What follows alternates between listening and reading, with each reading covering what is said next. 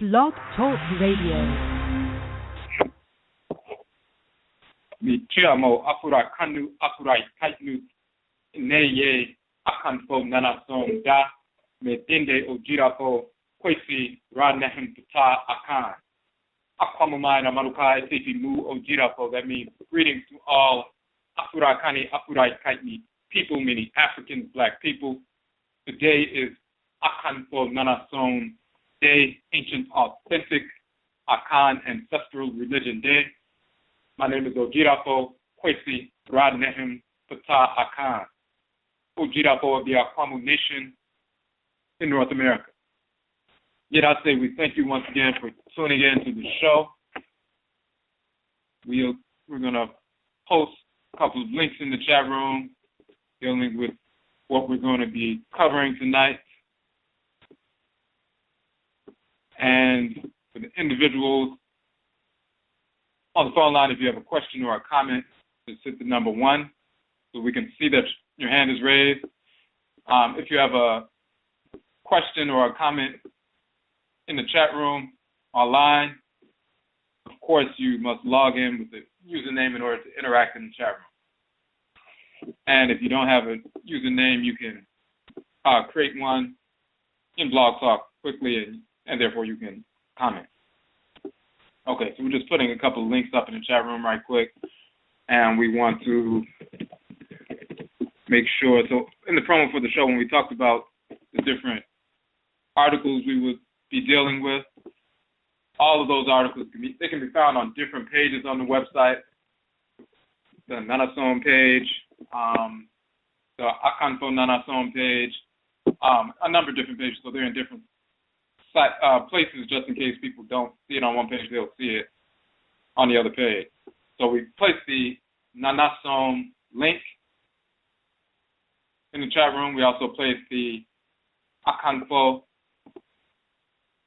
also placed the Akan Economic Development Model page on the website as well, in the chat room as well. And we're going to talk about that in a minute. So we'll put the direct link to the publications page as well in the chat room. And that's the NHOMA page. And you can get to the Hoodoo book, the Hoodoo People book, directly from that page, as well as our other publications. All right, so we want to go through a couple of things right here real quick. And we also let's also put the new page that we just created yesterday on the website. Okay, so we just put the new link, the cool link, on the web, in the chat room as well. So the Akan Economic Development link, talk about that quickly. This is week number 11 for our Akan Economic Development Model.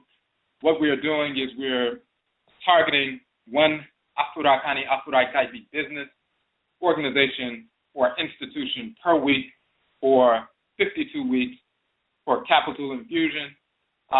We have an economic development model. We published that called Akan Economic Development Model. You can go to the Akan link on our website, download the model. You can also download the 4-part video series, blog talk series that we did on the Akan Economic Development Model, as well as the Eguakodi Economic Warfare. And then we also did Nsamankommere, dealing with ancestral culture and self-employment. So you can get to those videos from that page as well. You can also get to the list of the businesses that we are targeting, it's ever-growing list, as well as the links to their interviews where they sat with us on our Egua Marketplace show that we have every Akwada or Awukuda Wednesday, where they sat and talked about their business, their organization, their institution, and how they serve the community in a positive capacity, impact the community in a positive capacity through their work, and also how their ancestral religious values inform their work. So you can see those various businesses, the links to their direct websites, as well as the interviews. Now, through the Akan process, Akan means hunger, it also means possession in the Tree language. So what we're dealing with is we make an assessment on a weekly basis regarding how we spend our funds. We make an assessment to determine what we would have potentially wasted money on in the upcoming week, and then we starve the beast and feed the pride. We take the funds we would have given to a white business like Starbucks or McDonald's or 7-Eleven or CVS, whatever, $5, $7, $10, however much it is that we actually waste, starve that white beast and reallocate those funds to the business of the week. If we have 1,000 people starving the beast and taking their $5 or $7 away from these white businesses in the course of a 7-day week and reallocating them and making a donation and or purchase for product or service for the business of the week, then that business of the week will receive a $5,000, $7,000 infusion of capital from the Afuraitkaitnut community. They will, of course, be able to stay open, expand their products and services to us, hire one or more of our people to work for them and therefore work for us and serve us and so forth. So it's a win-win situation. So the business of the week this week is Just Right Technology, owned by Baba Jason Thigpen, and his link is there on the Akan Economic Development page, so you can check that out. And we just want to put that, we did do a piece, we did post that on Facebook. We have an Akan Economic Development Model page on Facebook as well. And we did an event notification for that on Facebook as well, so you can check that out. And we'll be dealing with that in detail, of course, just want to make sure we got that in there. We'll be dealing with that in detail on Awukuda Wednesday, but we want to let everyone know this is the business of the week, Just Right Technology, owned by Baba Jason Thigpen, and you can go directly to the Akan Economic Development page. You can go directly to his website, support his business. You can also listen to the interview that we did with Baba Jason a few months back and listen to the whole 2-hour interview. Okay, so we also, another announcement, we just posted the link to our new page, the Fekku page. And Fekku in our Akan culture means a group or an association, organization. We have started Nanasom Fekku, which is Afuraitkaitnut ancestral religion groups. So people are forming study groups in different parts of the country and different parts of the world. We put the page out here to give just some basic information about what a Fekku is, and also the curriculum. The curriculum bit begins with Kukutuntun, the ancestral jurisdiction. Of course, that's one of our seminal publications that deals with, on one hand, the cosmological foundation of creation, the great father and great mother, Amen and Amenet, the creator and creatress, Ra and Ra'et, origin of the term Afuraka, Afuraikai, and Afuraitkaitnut people, the nature and function of the Supreme Being in relationship to us, the nature and function of the deities, the forces in nature, the children of the Supreme Being, and their relationship to us, the nature and function of the Nananom Nsamanfo, the spiritually cultivated ancestresses and ancestors and their relationship to us, the nature and function of plant life, animal life, and mineral life, and their relationship to us, and also the nature and function, ill nature and malfunction of the spirits of disorder, the whites and their offspring, and their non-relation to us. We also deal with the origin of the fictional characters of the Bible, Quran, and Talmud, proving conclusively, and we're the first to show the actual etymological origins and cosmological origins of the fictional cartoon characters, Jesus, Yeshua, Pandera, Muhammad, Moses, Abraham, Isaac, Ishmael, Solomon, Sheba, Menelik, David, Brahman, Buddha, Allah, Yahweh, the Elohim, and so forth. All of these characters are fictional cartoon characters who never existed.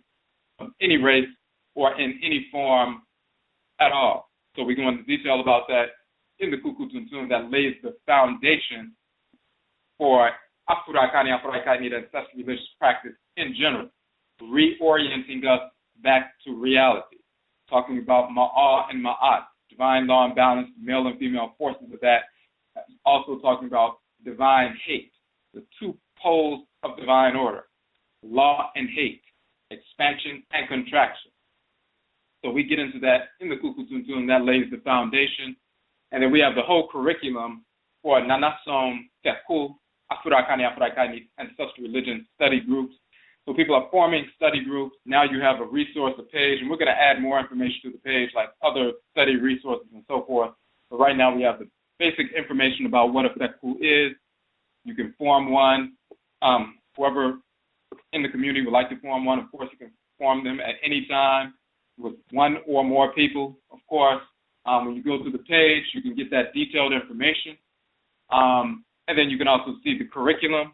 And then, of course, you can add things to the curriculum as you begin to study and incorporate these things. There are certain things that are foundational that reorient us to reality, so we're practicing an authentic expression of Nanasom, whether it's AKANFO NANASOM, Akan ancestral religion, or Yoruba Nanasom, Yoruba ancestral religion, or Eve or Fon Nanasom, Vodun ancestral religion, or Igbo Nanasom, Igbo ancestral religion, or Congo Nanasom, Congo ancestral religion, whatever it is, whatever expression, is fine. So we just want to deal with it from an authentic perspective, rooted in the relationship we have with our direct blood ancestresses and ancestors who are honorable.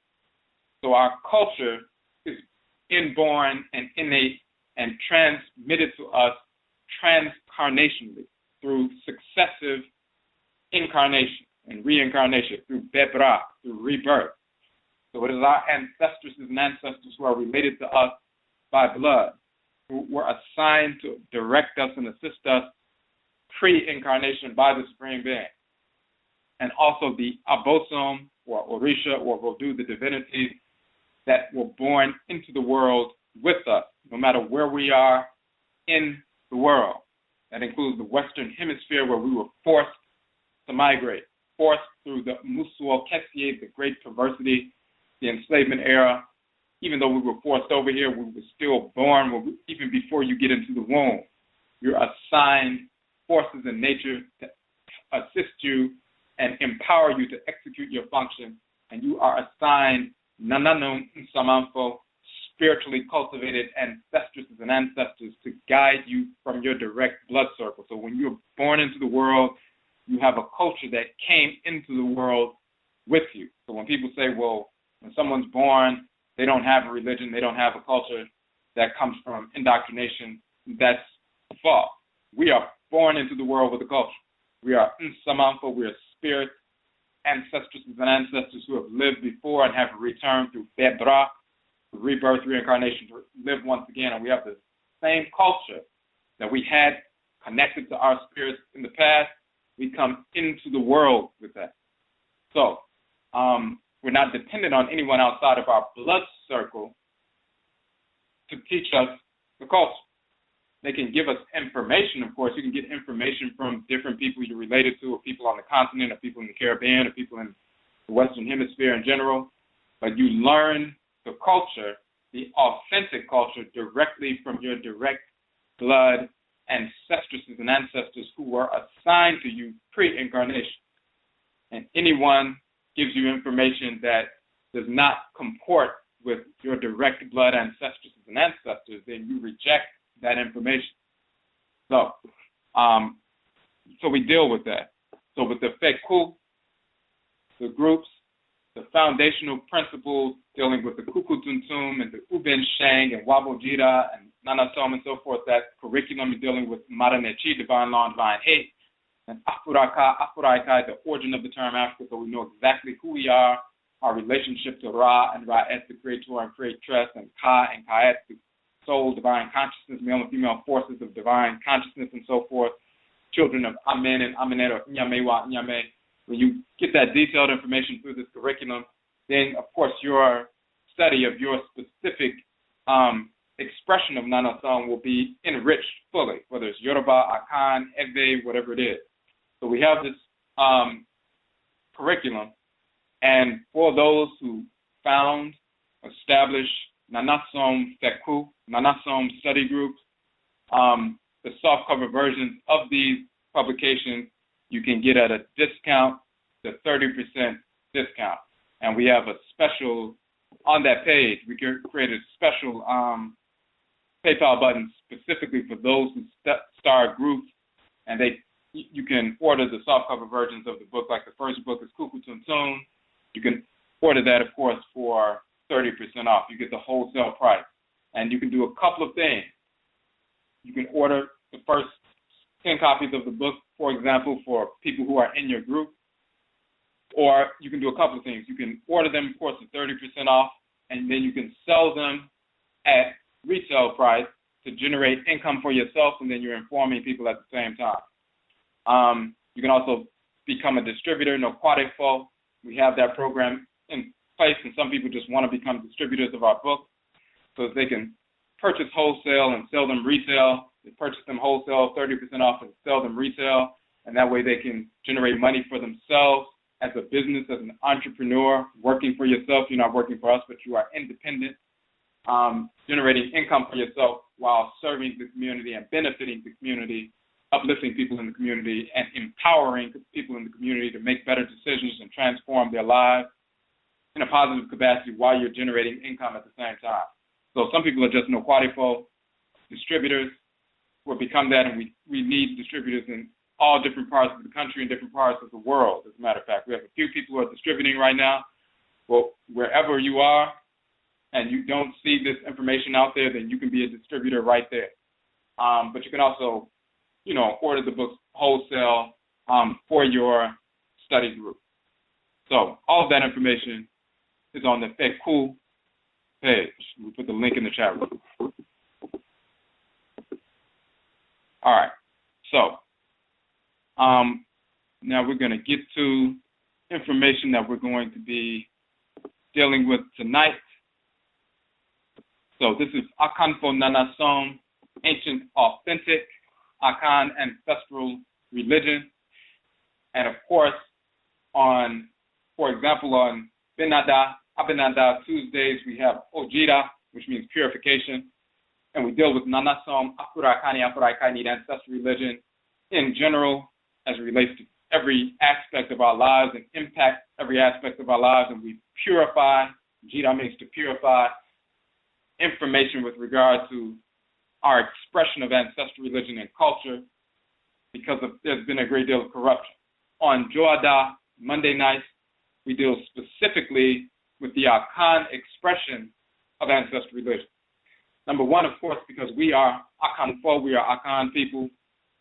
AKHOMMA, Amaruka, Isifimu, the Aakhuamu nation in North America. Aakhuamu is a subgroup of the Akan ethnic group. So, of course, we are going to, teach that, but at the same time, the information with regard to Akan cosmology that is propagated in the Western Hemisphere and most often on the continent is a great deal of misinformation. So the nature of Inyamewa and Inyame, Nyonkumpon and Nyonkunton, Obuadie, Odomankoma, Tredriampon, Asaseyafua, Asaseya, the Abosom, the Nananom Nsamanfo, the Asumai, Muatia, all these different things. There's a lot of misinformation. People who've been infected by Christianity and Islam over the past few hundred years on the continent, that infection has been woven into their expression of the culture. And then when we come in contact with individuals, they have an expression of Akan ancestral religion, which is corrupted, Europeanized, and pseudo-philosophy mixed in with traditional culture and philosophy, and then we receive an infected culture if we go that route. Then you also have people in the Western Hemisphere who have been corrupted as well by Islam, Christianity, white culture, and so forth, and when they embrace something that they would consider Akan culture, Akan spirituality, it's tainted with misinformation, a lack of understanding of cosmology, and so forth. All the result of white infection. So we are dealing with AKANFO NANASOM, ancient, authentic Akan ancestral religion. And we've dealt with a number of different topics on the show since we started on Blog Talk since May.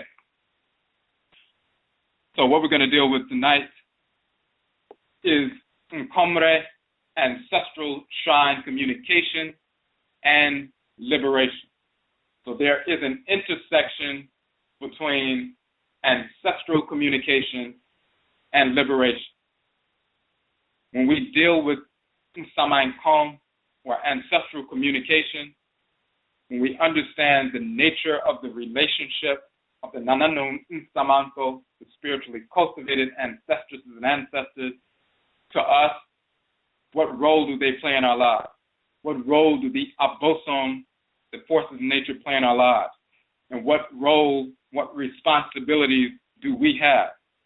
Very often people will embrace ancestral religion or purport to embrace ancestral religion, but they still have a Christian mindset or Muslim mindset, Judaic mindset, and then they embrace it in a self-destructive kind of fashion, just like they used to pray and beg to the fake white god or the fake pseudo-Arab, Asiatic, pseudo-fake god and so forth to do this and do that. Then they come along, they drop the pseudo-Arab titles and white titles, but they have that same corrupt mindset. And they bring that to the ancestral culture, and they'll say, well, I don't pray to Jesus. He doesn't exist, which is true. Of course, that's a good thing. Or they say, I don't pray to Allah. Allah is a fictional character, and of course, that's a good thing. Or they say, I don't pray to Yahweh. Yahweh is a fictional cartoon character. That's good.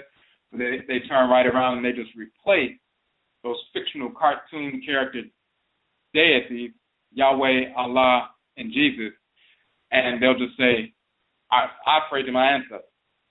And then they approach the Nananom Nsamanfo, the spiritually cultivated ancestresses and ancestors, as well as the Nsamanko Ptah, the ancestresses and ancestors who are not necessarily spiritually cultivated, but they were nice people when they made their transition. They, in the same fashion that they approached the fake God.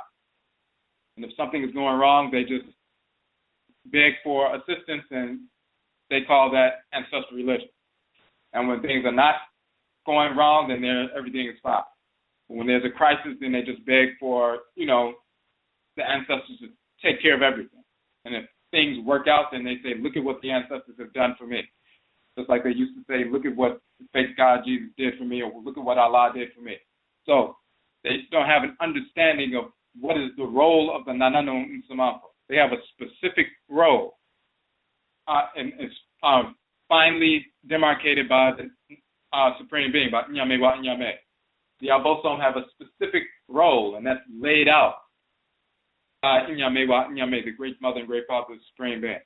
So we want to deal with the nature of ancestral communication, function, a method dealing with that, but also its connection to liberation. When we understand what their role in our lives is, we see how it's directly related to liberation. We've talked about in the past when people talk about two schools of thought, two streams of thought that have dominated the consciousness of Afuraitkaitnut people in America since the end of enslavement. They'll talk about the school of the integrationists, going back to, Frederick Douglass and W.E.B. Du Bois, and even going down to Martin Luther King and individuals like that, who their only desire was to deal with the whites in their offspring and try to integrate and assimilate and be accepted by our absolute enemy, criminals, the whites in their offspring, who are spirits of disorder. All of them. White Europeans, white Hispanics, white Hindus, white Arabs, white Americans, white Asians, white pseudo-Native Americans who are just Asians and they are not native to this hemisphere. They are invaders to this hemisphere. These are spirits of disorder, all of them who exist, all of them who have ever existed, all of them who ever will exist until they become extinct, until we make them extinct. These are spirits of disorder. And some of our people foolishly would like to integrate with these spirits of disorder. So that integrationist school of, quote-unquote, brainwashed thought is one stream that people look at. And then they will talk about the separatist strain, going back to Martin Delany, Marcus Garvey, even Malcolm X, and individuals who were talking about black nationalism, Pan-Africanism, Pan-African nationalism, and so forth, these two different streams of thought.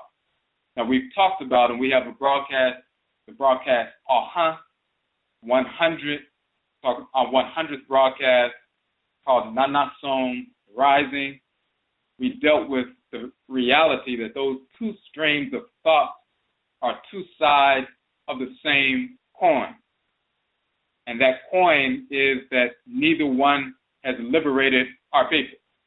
So whether you follow the integrationists or you follow the individuals who consider themselves separatists or nationalists and so forth, none of the programs have liberated our people. Of course, the integrationist program will never lead to any form of liberation at all, because individuals are self-hating and seeking to integrate with the enemies, because bottom line, they fear the whites and their offspring.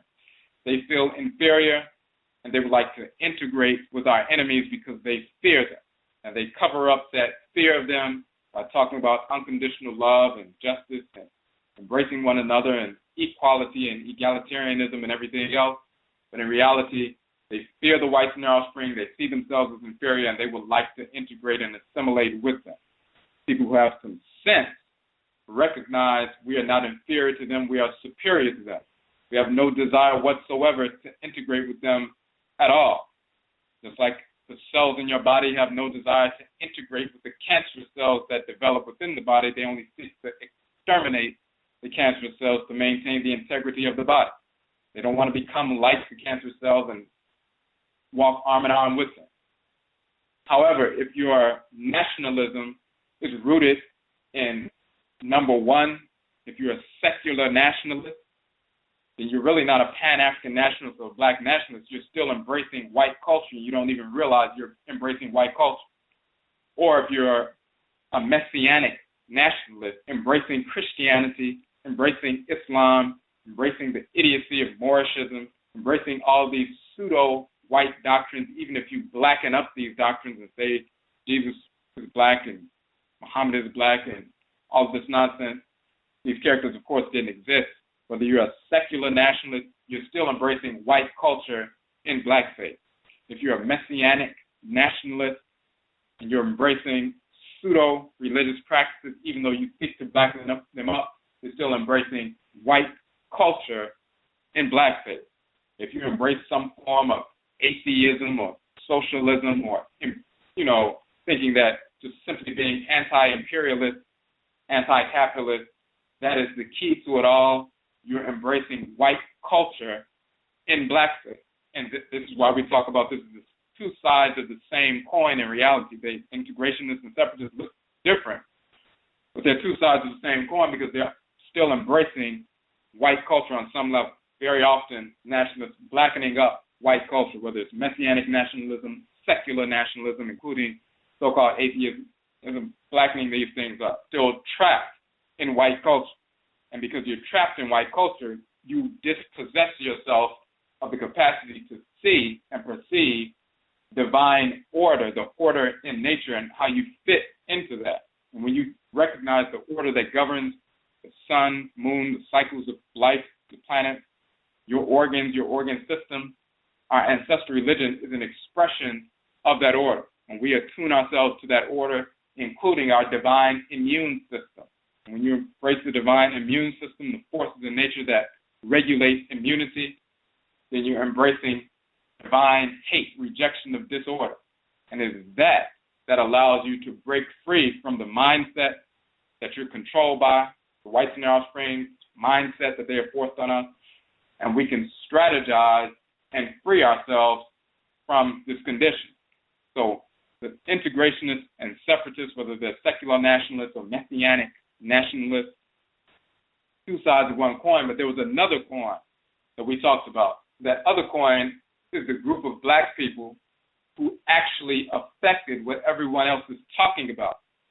The people who actually freed themselves in their lifetime, during enslavement as well as after enslavement. Some of us have been talking about freeing ourselves and becoming independent and sovereign and establishing our own independent state or nation. Then there were those people who actually did that during slavery and freed themselves from enslavement and established independent, sovereign nations. And we talked about Dismal Swamp, and we talked about other places in some detail. Freed themselves, freed their children, and lived intergenerationally free. And when the whites and offspring would try to invade their settlements, they were strapped, they were armed, and they waged war against the whites and their offspring and defended their settlements intergenerationally and beyond the end of legal enslavement in the country. And then other people, even after the end of legal enslavement, some of my people decided they wanted to leave the South and so forth.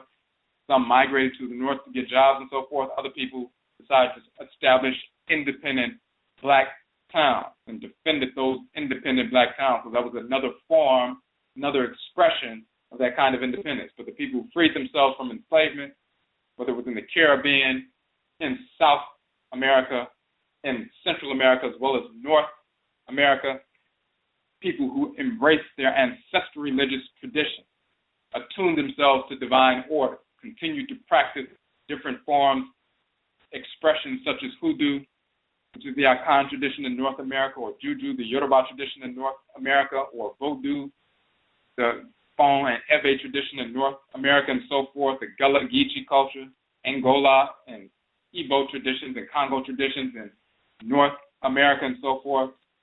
They established themselves, practiced their ancestral religion, were guided by the Nananom Nsamanfo, the ancestresses and ancestors, and empowered by the Abosom, the forces of nature, to move forward in an intelligent fashion, wage war against the so-called slavers, defeat them and free our people from enslavement and build independent nations. Those are the individuals that we should look to as a precedent, because they're the only ones who are successful. None of the integrationists and none of the secular nationalists or messianic nationalists were successful in the past and have not been successful up to this point of liberating our people. That's reality. So we need to reassess what we've been doing. So this is what we deal with. So we're on the path of following the successful of our ancestors and ancestors. Clearly, when you understand ancestral religion, liberation, freedom, independence, sovereignty, and the absolute defense of that sovereignty and the destruction of our enemies is woven into ancestral religious culture, practice, and so forth. So that's the intersection between ancestral religion and culture, and we're going to get into, and liberation, we're going to get into some detail about that. First, we're going to read a little bit of the section of the introduction of our book, Hoodoo People, which we released in January and mid-January. The name of the book is Hoodoo People, Afurakanu, Afuraitkaitnut, Africans in North America, Akan, Custodians of Hoodoo from ancient Hoodoo, Udunu, land, Khanit, and Nubia. So in the book, we go into detail proving that Hoodoo is an Akan term, Akan religious practice. Just like when people say, well, what is Hoodoo? What is a Hoodoo man? What is a Hoodoo woman? In North America, we'll say, well, Hoodoo means root work, root medicine, root doctors. A Hoodoo man, a Hoodoo woman is a root doctor, and they deal with root medicine and so forth. But then they also are a conjurer. They conjure spirits. So the term, the definition of Hoodoo is on one hand, root work, dealing with root doctors and so forth. It's also called conjure. That's just a general definition. They say, do you practice root work? Are you a root doctor? Do you practice conjure? But the term is Hoodoo.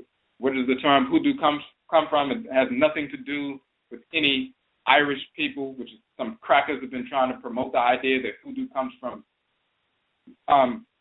Judaism, Hoodoo, which is nonsense, and Hoodoo coming from the Irish knowledge of the nonsense. The Akan people utilize the term Ndu and Nduru, which means medicine, specifically medicine from roots, trees, stumps, and so forth. The Odwirafo is the person who makes the the medicine from the roots, the stumps, the trees, and so forth. They are literally a root worker and a root doctor. The Odwirafo and the Odunsinifo is the one who deals with Nduru medicine from roots, trees, stumps, and so forth. So literally in the Akan culture, that means a root worker, a root doctor, herbalist, physician, and so forth. But Ndu also means to conjure, to call a spirit down, the heaviness of the spirit when it possesses. So Ndu means to conjure. Ndu also means root medicine, root work, and so forth. It is the exact same term that we use in North America, Hoodoo meaning root work, root doctors, root medicine, and also conjure, because the Akan people brought our ancestral religion into North America, just like the Fon and Ewe people brought Vodou into North America and New Orleans and different places, just like the Yoruba people brought the Yoruba tradition under the form and expression of Juju, which is a Yoruba word. So the Yoruba tradition, the Akan tradition, the Fon and Ewe traditions, and other traditions as well, like the Congo tradition and Igbo tradition, as manifested with Gullah Geechee cultures and so forth. We brought these traditions to North America, just like they were brought to the Caribbean, just like they were brought to South America. So we're not dependent in North America to go to anyone on the continent or to the Caribbean or South America to get ancestral religion. We preserved our ancestral religion right here in North America. And we've had ancestresses and ancestors who were priests and priestesses who later become hoodoo men and hoodoo women and so forth, and juju men and juju women and voodoo women and voodoo queens and everything else. These are the priests and priestesses in the culture. As long as you have Akom and NKOMMERE, spirit possession and spirit communication, then it is impossible to lose the culture, because you can communicate directly through possession and through spirit communication, including adebisa, divination, and various forms of spiritual communication. You can learn directly from the Abosom, the forces of nature, and learn directly from your ancestors and ancestors who are connected to you by blood about ritual practice, how to practice certain things, how to procure medicine, what time of the day, what time of the year, what time of the night to pick certain medicine and so forth, how to heal, everything else. So all of that is wired within us. So we're not dependent on anyone outside of our culture to deal with that. So because we embraced that, we were motivated by the Abosom, the forces of nature, and the Nananom Nsamanfo, the spiritually cultivated ancestresses and ancestors, about the best method to wage war against the whites and their offspring. And so we did that, and we freed ourselves. We did that in various ways. We did that in the Caribbean, South America, and in North America as well. So we give some examples. People know about Haiti and different places. For example, in South America, Palmares and so forth. But we want to look at in North America. And we have some examples. We say it was through Hoodoo that our Akan people in North America were empowered to wage war against the white enslavers. This includes, we have a few examples. The New York Rebellion in 1712, where 9 out of the 21 Afurakanu, Afuraitkaitnut, or Africans who were captured after the rebellion was over were found to have Akan, Akradin, or soul names like Kwesi and Kojo and Amma, and so forth. Numerous Akan people who escaped enslavement and established independent nations away from the plantations, such as in the Great Dismal Swamp in Virginia, North Carolina, independent nations wherein our people lived in freedom and defended their freedom with their own militias intergenerations.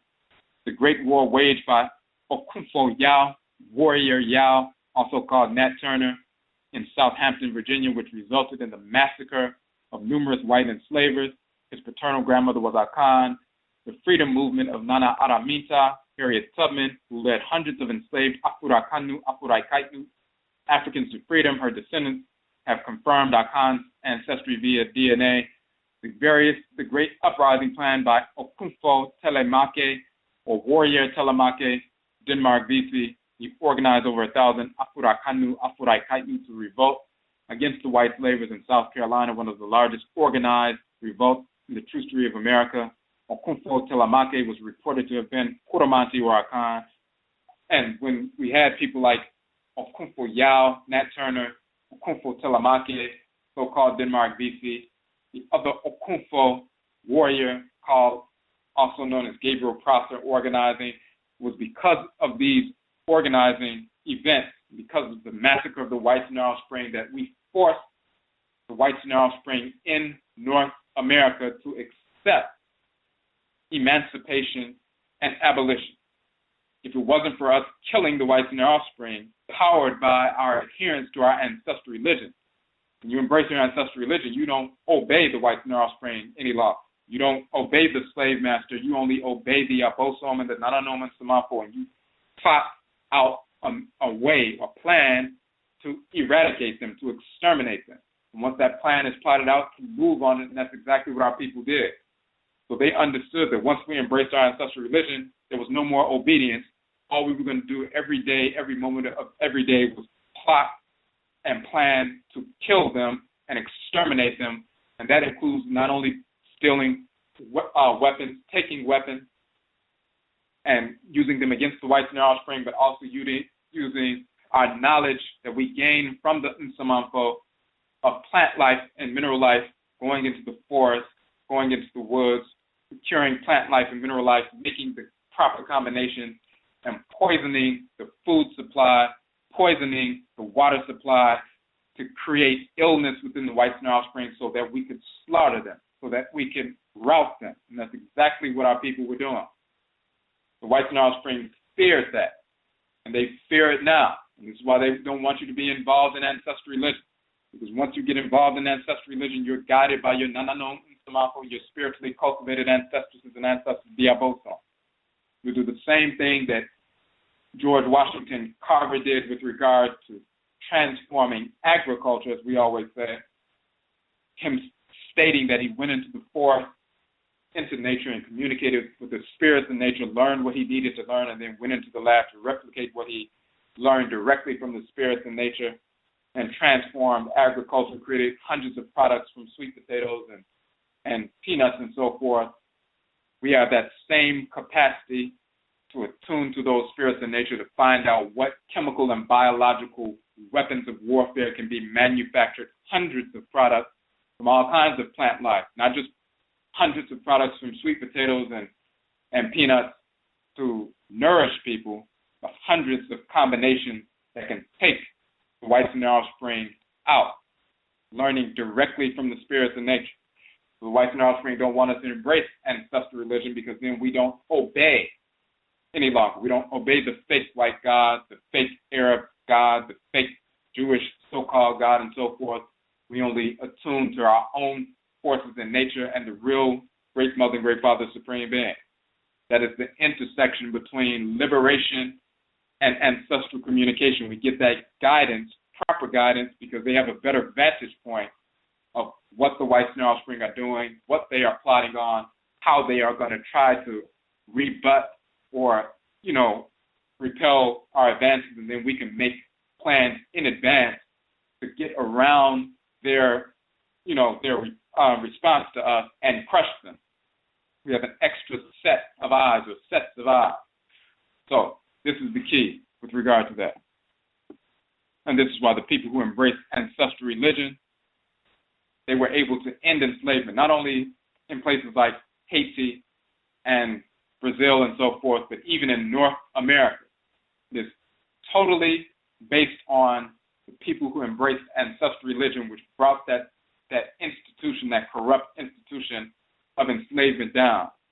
If we had not embraced that, it had nothing to do with the Civil War, and some people didn't want slavery and some people did. All of the whites and their offspring, North and South, wanted enslavement to continue. The whites in the North wanted to be in control. The whites in the South wanted to be in control, but they all wanted slavery to continue. Who was going to be in control? Well, we forced the end of enslavement, because if we had not moved in that direction, they would have been perfectly happy of us being enslaved right now. If the whites in our offspring had a choice of black people still being slaves right now, being 100% obedient to them, living and working for them as slaves, they would be perfectly happy with us being that right now. Over the past 150 years since the end of legalized enslavement, they would have been perfectly happy with us continuing to have been enslaved. That was not possible because we began to exterminate them. So they were fearful. So they had to move towards abolition. They had to move towards setting up the American Colonization Society, trying to repatriate some of our people back to Liberia, while other whites sending some of our people to Sierra Leone and other places. They were trying to get as many of our people out of the country as possible.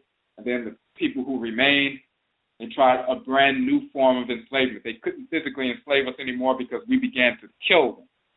And we were raising children that saw them as who they are, the enemy, and grew up with the desire to exterminate them. You can't control a population who seeks to kill you at every turn. So their next move was to enslave us spiritually and culturally by introducing Christianity, and then later introducing Islam. The whites in our offspring introduced that. It wasn't Timothy Drew. It wasn't Hamid Solomon and these other individuals. It had nothing to do with that. It wasn't previous people who were enslaved. Of course, you had a few brainwashed individuals who were enslaved, who were brainwashed with Islam and so forth. But it was the whites and their offspring who introduced Islam to our people in the late 1800s, early 1900s, to enslave the minds of our people who decided they were not going to embrace Christianity. So they give them something that's similar to Christianity but slightly different to make them believe that they're embracing something totally different and exotic, but it's still the same white perverse culture.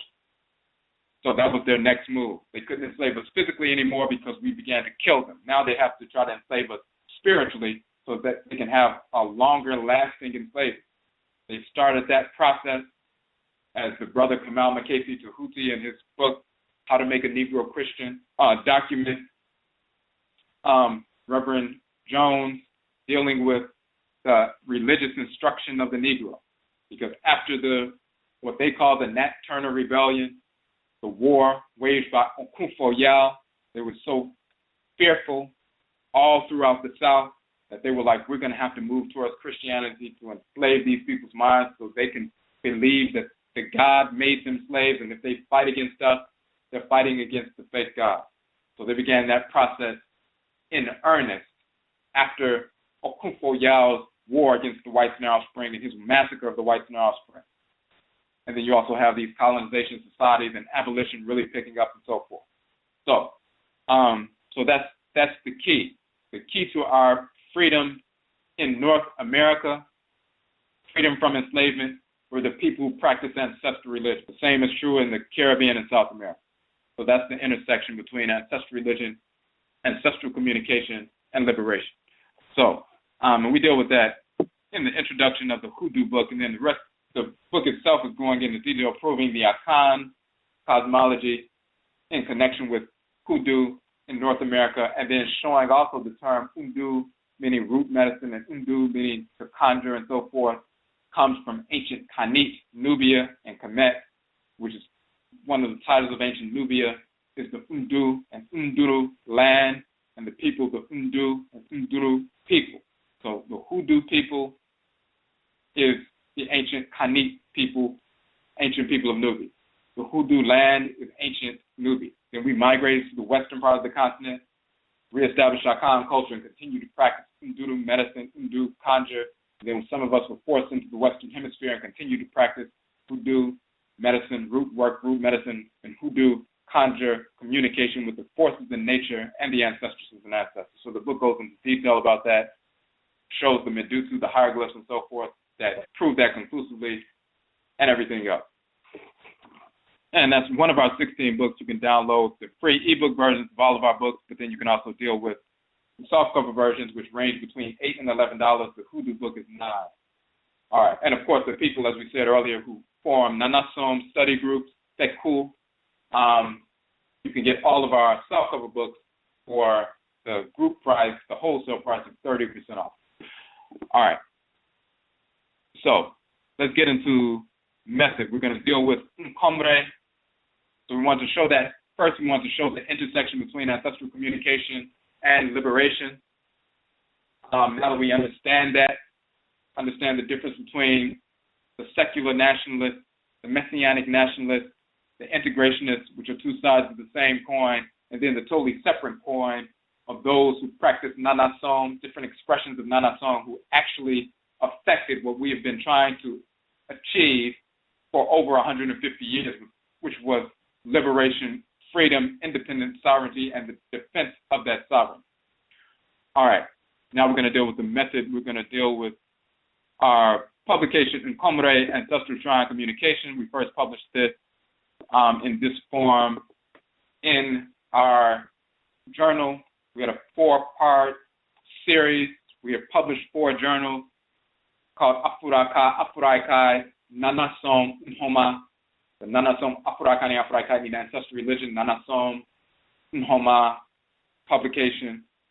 We have 4 issues. We published between 13,007 and 13,008, so-called 2007, 2008.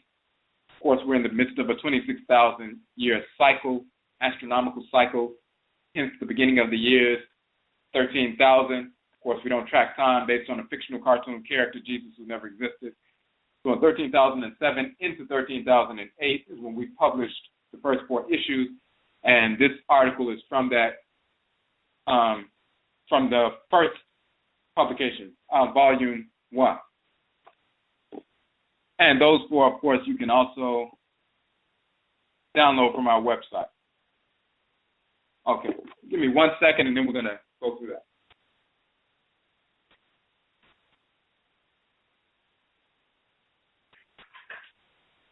All right, so if you have any questions or comments, by the way, on the phone line, hit number 1 so that we can see your hand is raised.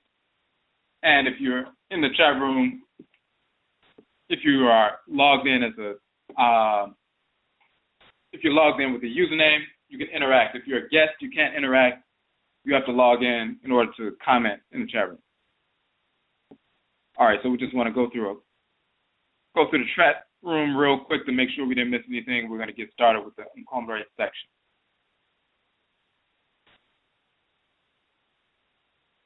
Okay, so please remind me, you said in light of a show you had a while back in which you shared information about communicating directly with the Creator, when do you determine whom to go for a particular reason or season? So actually, we're about to get into that right now. It's all encompassing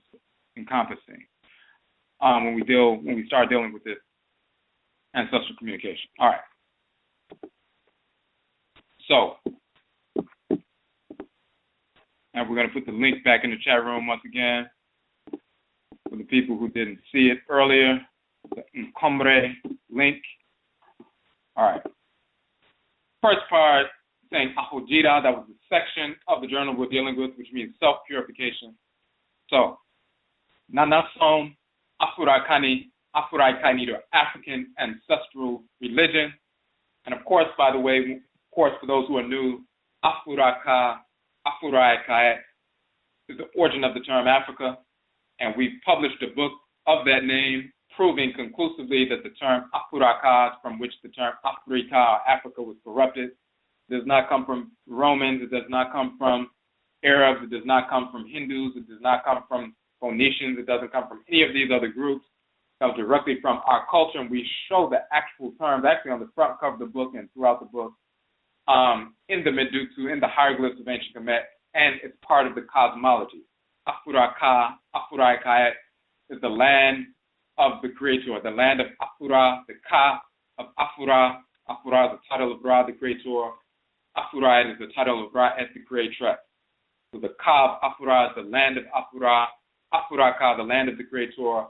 The Ka'et of Afurait is the land, Ka'et of Afurait, the Creatress, the male and female versions, aspect of the name of the continent. So this is why we utilize that terminology. So Nanasom, Afurakanu, Afuraitkaitnut, or African ancestral religion is the ritual means by which we establish and maintain Nyamewa, Nyame, and Sheshe, the supreme being, structure, divine order in our lives. And Nyamewa and Nyame. Nyame is Amen from ancient Kamit, the great God, and Akan, he is called Nyame or Onyame. You have people say Onyame, or you'll see it spelled O-N-Y-A-M-E, Onyame, or sometimes just with the N, N-Y-A-M-E, Nyame. Nyame is Onyame. It's a title of Amen in ancient Kamit. Oni, Amen. Onyame, and we have an article about that. And Onyame Wa is Amenat or Amenet, the great mother. So we do have an article talking about Amen and Amenet and showing that Amen and Amenet or Amenat is Nyame, Nyame Wa. In our Akan culture, in ancient Kamit, in our Akan culture, Nyame, Nyame Wa. Nyame becomes Nzambe in the Congo tradition, for example. It has nothing to do with Yahweh, that's absolute foolishness coming from the whites and their offspring and other misguided black scholars who repeat the misinformation of the whites and their offspring. Ani Amen is a title of Amen in ancient Kamit, and Ani Amen becomes Nyame and Nzambe and Nyambe and different forms all across the continent. So Nyame Wa, Nyame and Sheshe is Amenet and Amen that share a divine plan, the divine arrangement, divine order. Essence of Nanasom is the ritual incorporation of divine law and the ritual restoration of divine balance. As we always say, so through ritual we incorporate those things, objects, deeds, and entities we need to incorporate in order to execute our divine function in the world. And through ritual we restore balance to our lives, to our thoughts, intentions, and actions, where imbalance has occurred in order to maintain that divine order. So we incorporate those things, objects, deeds, and entities we need to harmonize our thoughts, intentions, and actions with divine order, and we reject those things, objects, deeds, and entities that we need to reject or hate or repel in order to restore balance to our lives when imbalance has occurred. Those are the expansive and contractive poles of divine order. Nanasom is the ritual vehicle of Mara Nechi, divine law and divine hate. It is the means by which we accept order and reject disorder.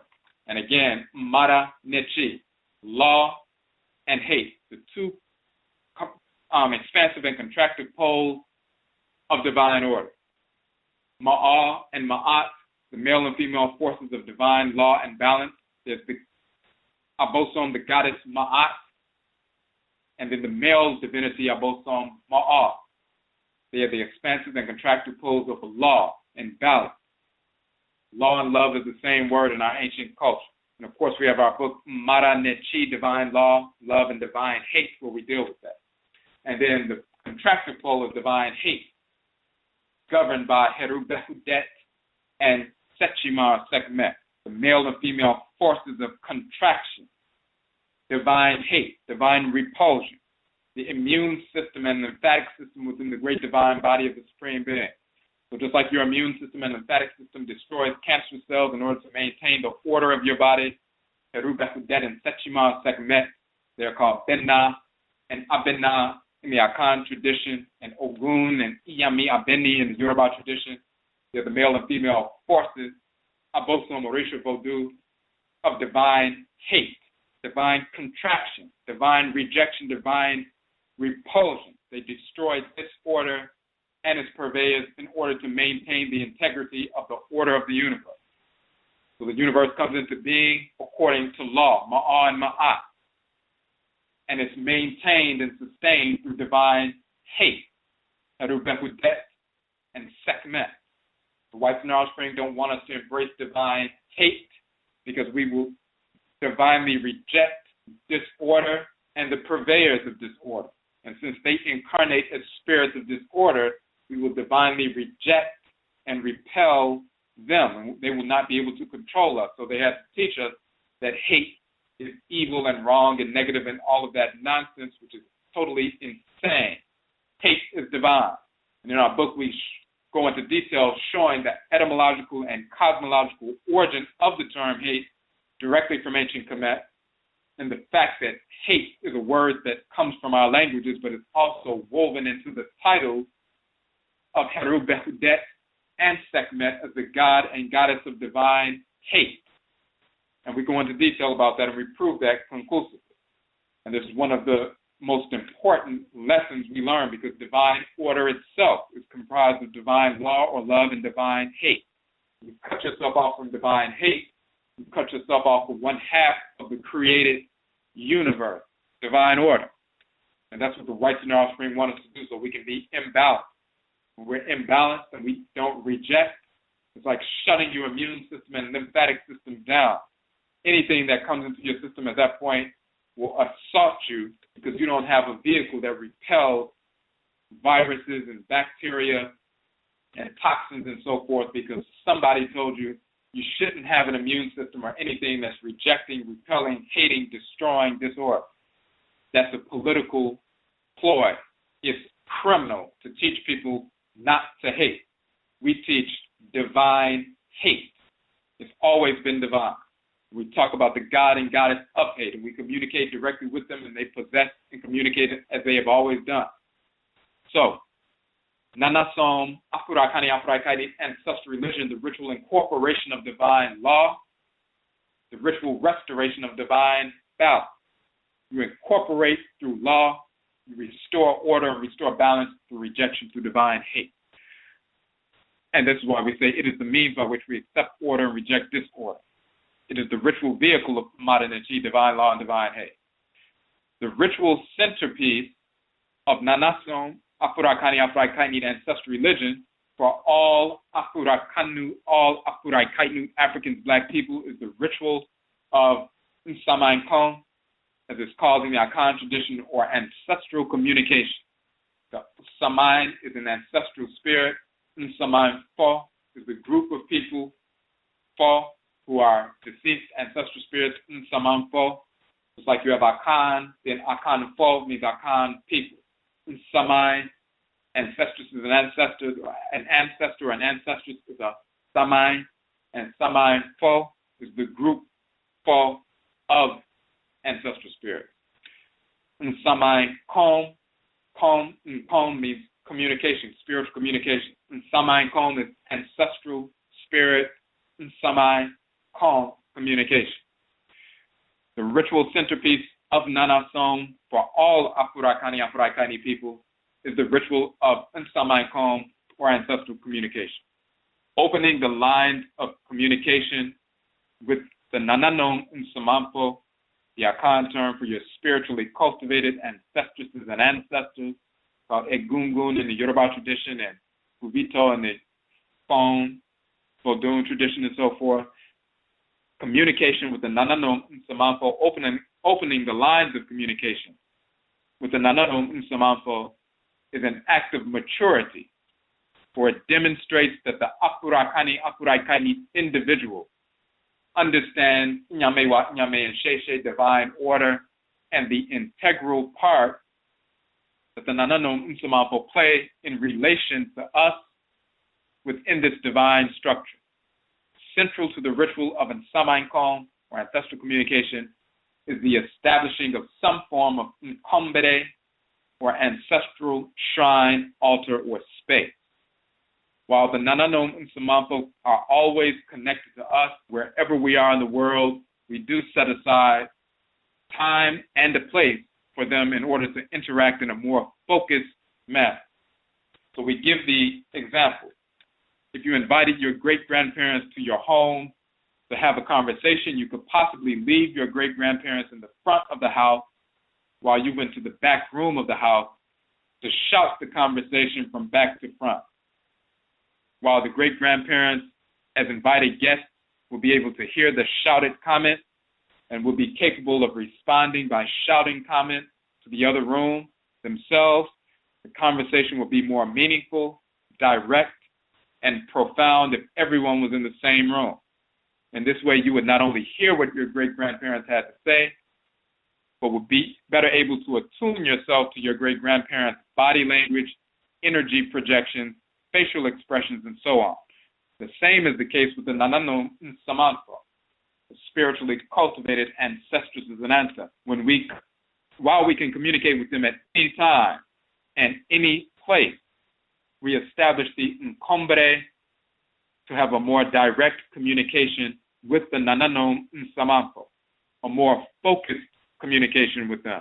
This is because Afurakanu, Afuraitkaitnut respect the law of Bere. And we're using Akan terms here, but of course, because we're dealing with AKANFO NANASOM, but all of these terms have their cognizance in all languages of Afurakai across the board. In the tree language of the Akan, Bere means time. It also means space or place. It also means manner. Creation is rooted in Nyamewa, Nyame, and Sheshe, the great father and great mother's divine order or arrangement. All created things, naturally created things or entities, thus have their own space, manner of functioning, and time to operate within this arrangement, this order, this Nsheshe. Everything that exists that's created, naturally created, everything that exists is not created. And we always use the example, crack cocaine exists, but it wasn't created or inspired by the Supreme Being. The coca plant was a naturally created entity. When the whites and their offspring take that plant and take it through an artificial process to create a substance that never existed in the world, crack cocaine, that was not a creation of the Supreme Being. And it was not inspired by the Supreme Being. So it's not a naturally created entity with a capital C, divinely created. It's something that was simply made. So all created entities in creation, in the universe, have their own space, manner of functioning, and time to operate within this arrangement, this divine order, this Nsheshe. Understanding the divine order of Bere thus guides us to establish a time, space, and manner of communicating with the Nananom Nsamanfo so that we are optimally focused and thus able to receive the optimal benefit from the communication. The establishment of the NKOMMERE is thus a manifestation of respect. Respect in the sense that we recognize the reality of Bere, time, space, and manner, within the context of Nyamewa, Nyame, and Sheshe, the created order, and endeavor only to harmonize with it. Just as you understand that they're the best time, space, and manner to rejuvenate your physical person through the sleeping process, and you engage in that ritual nightly, so do mature Afurakanu, Afuraitkaitnut understand that the rejuvenation of the Sun, the spirit, is affected best through respecting Bere, time, space, and manner of operating, and seeking guidance from the Nananom Nsamanfo. In the tree language, the term Nkom means to communicate. It also means prophecy, spiritual communication. The related term Nkombo means conversation. Ba means to create or to make, and Nkom means communication. So Nkombo means conversation. The term used by Aakhuamuman, Amaruka Etipimu, the Akwamu nation in North America, Nkom describes a place, Bere, where we take time, Bere, to receive spiritual communication, Nkom, and engage in a spiritual communion conversation, Nkommo, in a particular manner, Bere. This could be an Nsamankommere, an ancestral space or shrine, or an Abosom-kommere, a deity space or shrine. There are a number of terms that can be used to describe such a space. So we utilize the terminology NKOMMERE, which means in Nkom, spiritual communication, Bere, time, Bere, space, Bere, manner. We recognize the divinity of Bere, time, space, and manner, which governs all of creation. So we set aside a spiritual Nkom communication, Nkom, Bere, time, Bere, space, Bere, manner, and this is why we call the Ancestral Shrine the NKOMMERE, because when you establish a shrine, the Ancestral Shrine is Nsamankommere. The deity shrine is the Abosom-kommere. So when you set aside a space in your home, Bere, you set aside a specific time, bere, in a specific manner in which you approach them, bere, that is in Nkom, spiritual communication, bere, place. And this is why we utilize that terminology in the Aakwamu nation in North America, Aakwamuman and Maruka Itipimu. Then in our Akan culture, just in general, people use different terms for ancestral shrines. So we're pointing out the fact that we utilize this particular form because our Nsamanfo directed us to utilize it to remind us of the divinity of Bere, time, space, and matter in relationship to Nkom. All right. So now we also say there are many ways to establish an NKOMMERE, and your Nananom Nsamanfo will ultimately guide you as to what they want and do not want incorporated in the structure. We suggest 7 fundamental items. Now, before we say that, we say Nkom means to communicate, and Akan means possession, and the root is Ko, which means go, and Mu means within. So Kommu or Kom means to go within. So that's why it's dealing with possession and spiritual communication and so forth. Although that is the term used in Akan, we also show in our other article that Kom, meaning possession, to possess, and also spiritual communication and possession, is a term that you find in ancient Kamit, meaning the exact same thing, showing arms wrapped around possessing, to seize, to possess, and also spiritual communication and possession. So that term is not, quote unquote, an Akan term. It goes back to ancient Kamit.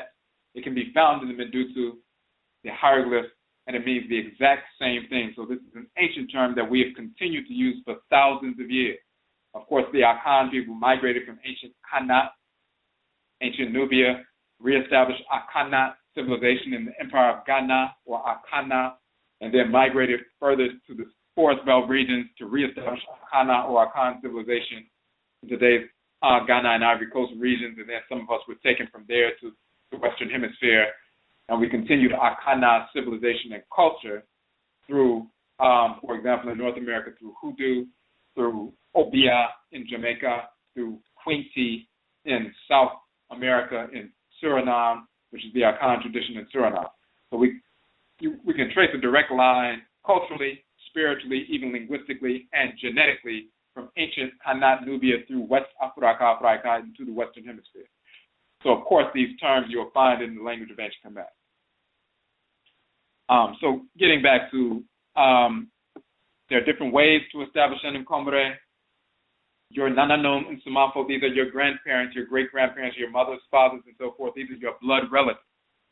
Just like when they're alive, they come to your house and sit down and talk, teach you things, show you medicine, show you how to heal, show you how to fight, and so forth, teach you strategies, teach you tactics, give you a different perspective, a wider perspective based on their experience. When they make their transition, they will continue to do the same thing. So you invite them to your space. Some of the Nananom Nsamanfo are assigned to you specifically by Nyame wa Nyame, the Supreme Being, pre-incarnation, to guide you throughout the course of your life. Not to do the work for you, but to give you guidance. So when you utilize your own power, you utilize it in a harmonious way instead of being self-destructive. It's like you guide your children as they're growing up. You don't carry them around. They walk and function on their own power at some point. As they're growing and developing into young men and young women, they function on their own power and intelligence. You know what their potential is. But you will give them guidance so they don't misuse the power and intelligence they have and engage in self-destructive activity. You can see the direction that they may be going, and you give them some guidance so that they can utilize their own power in an effective fashion. Sometimes you will intervene if they're ill or something like that, or need surgery or something like that. People will intervene and perform that if necessary. But in most cases, you give them guidance so they can operate on their own power, awaken their own power, their own potential, and utilize that to their benefit to execute their function. In the same fashion, certain Nananom Nsamanfo are assigned to us pre-incarnation by the Supreme Being to guide us throughout the course of our lives, just like some abosom, forces in nature, are assigned to us by the Supreme Being. pre-incarnation. So when we're born, we're already assigned to them. So nobody can give you an Orisha, Abosom, Vodu, Harusi, only Nyamewa, Nyame, Komosu and Chukwu, Mawu and Lisa, Olorun, Olokun, and so forth, the great mother and great father, only they can assign divinities to us, and that happens pre-incarnation. Any ritual to acknowledge what they have assigned is just an acknowledgement of that reality. So, when we're dealing with our Nsamanfo, they will direct us as to what they want on their shrine.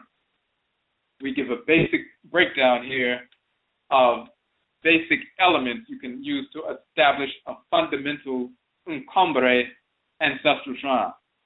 And then when you move forward, your Nsamanfo will direct you as to what else they would like or what else they would not like. And you will experience that. So the first thing we list is incense, frankincense and myrrh, and we're going to talk about that. One clear glass bowl of water, one white 7-day candle unscented, one vessel or a cup or a gourd for oshwe, for pouring libation. You need a cup to pour libation. One stone from Asase Afur, the Earth Mother. And we also use a representation of the divine balance of male and female. For example, male and female, husband and wife sculpture set from Afuraitkaitnut or a papyrus of Alsar and Aset, Amen, Amenet, a picture drawn of the balance of male and female forces in nature. You could get 2 stones from outside that represent the male and female balance there as well. One white cloth to place the items on. All of this information, of course, is in the article. You can download this article. Of course, it's free, a free download. Now, we utilize the same elements that Ra and Ra'et, the creator and creatress, called a Yonkompon and a Yonkonton in the Akan tradition. Of course, they are Odumare and Oshumare in the Yoruba tradition, and Da and Aida Fuedo and Vodun and so forth. The creator and creatress, Ra and Ra'et. We utilize the same elements that Ra and Ra'et used to create the world. Oja, Nsio, Asase, Mframa, fire, water, earth, and air, in order to create a miniature world for the Nananom Nsamanfo to take up residence in temporarily. You are a Sumsum, a spirit with a physical body. The Nsamanfo are Asunsum, spirits, plural, and now you have given them a physical space to dwell in. The communication or exchange between you and them now becomes equally spiritual and physical. Your Sumsum or your spirit will attune to their Asunsum, their spirit, and even your physical body will resonate according to the energy being transmitted from the Nsamanfo through the physical space or shrine you set aside for them. So when you set aside that physical space, their spirits can take up a residence in that physical space. Now you have a full communication now, spirit to spirit, physical body to physical body. Our Nananom Nsamanfo in ancient Kamit, ancient quote-unquote Egypt, burned candles day and night in the Abosom Fie, the temples of the Ntorutu, the deities, so-called Neteru, Netutu, the goddesses and gods and so forth, the forces in nature. The Greek invaders commented on this, imitated it, and eventually incorporated the practice into the fake religions they manufactured, which would later be known as Catholicism and Judaism. Centuries later, the practice would be perpetuated by those Afurakanu, Afuraitkaitnut, who were enslaved by Catholic and Jewish slavers. There are a number of reasons why certain Nananom Nsamanfo guide some of us to use Oja, fire, on the NKOMMERE. Oja, fire, is purifying, burning away the perverse. It is illuminating, helping to develop our spiritual sight. Moreover, some of us are connected to Abosom divinities, whom are Abosom of Oja, fire, and or Nsamanfo, who carry the Tumi, the power, the energy, the power of Oja, of fire. And of course, you're a Sumsum, you're a spirit. You have a soul, a divine consciousness, a divinity that dwells in the head region. It's called Ka if you're a male, Khanit if you're a female. In ancient Kamit, it's called Kra in Akan, Krawa in Akan, male and female. It's called the Odwirafo in the Yoruba tradition, the Chi in Igbo, and the Sebido in Vodun. It is a personal divinity that the Supreme Being directs to dwell in your head region. You feel that force as a pull in your head region towards thoughts, intentions, and actions that are in harmony with divine order. And it is your responsibility to align yourself with the pull of your Kra, the soul, the divine consciousness, the force, that personal divinity, a bosom that dwells in the head region. That's what spirituality revolves around. What is encoded within your soul, your Kra, that dwells in the head. You have a Kra. That's the soul, divine consciousness.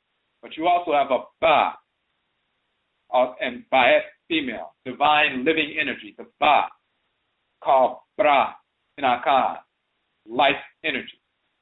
In ancient Kamit, it is depicted in the form of a sacred bird, the Ba bird. Sometimes it's just the bird, sometimes it's the bird with the head of the human being of whom the Ba belongs. It's the divine living energy that's like a bird flying throughout your spirit body, moving throughout your bloodstream, that life force energy, that animating force, that conscious force, but it's a conscious entity. It is a child of the great Ba and the great Bayat, the great divine living energy, Ra and Ra'at. A portion of their divine living energy is placed within you. They utilize the sun, the various suns, stars, to transmit their energy. This is why Ra and Ra'at are associated with the sun, but they created the various stars. They're the divine living energy moving throughout the black substance of space who gave birth to the stars and birth to everything else. So Ra and Ra'at are the divine living energy, the creator and creatress, expanding and contracting throughout the created universe, utilizing the stars as transmitters of their divine living energy, the most powerful transmitters of their divine living fire power, force of fire and light. They are the great Ba and Bayat, the divine life energy in creation. A portion of their divine living energy dwells within us as a divine force. We have our own personal Ba. It's like you have a personal packet of air in your lungs that comes from the great source of air surrounding the atmosphere. You have a portion of the divine living fire energy that surrounds and permeates creation. You have a portion of that dwelling within your system, enlivening you. That is your Ba. And it's shown in the form of a bird, sometimes the head of the human being that it belongs to on the head of the bird. And in front of that bird is a bowl of burning incense, filling with that fire, divine fire within the bloodstream, within the spirit body. That's the Oja, that's the fire of Ra and Ra'at. So we have that fire within us, and when we light a fire and that fire is burning, the energy from that fire stimulates the fire within us. So this is one of many reasons why we utilize fire. Then you will also see, for example, the Ba bird flying over the body of the deceased person, and you'll see fire burning at both ends in the containers, in the different murals and papyri of ancient Kemet as well. The use of incense was also an important part of ritual in the Abosom Fie in Kemet, as well as Khanit, Nubia. Of course, the incense trees come from what is called Somalia and Eritrea and so forth. Frankincense as well as myrrh.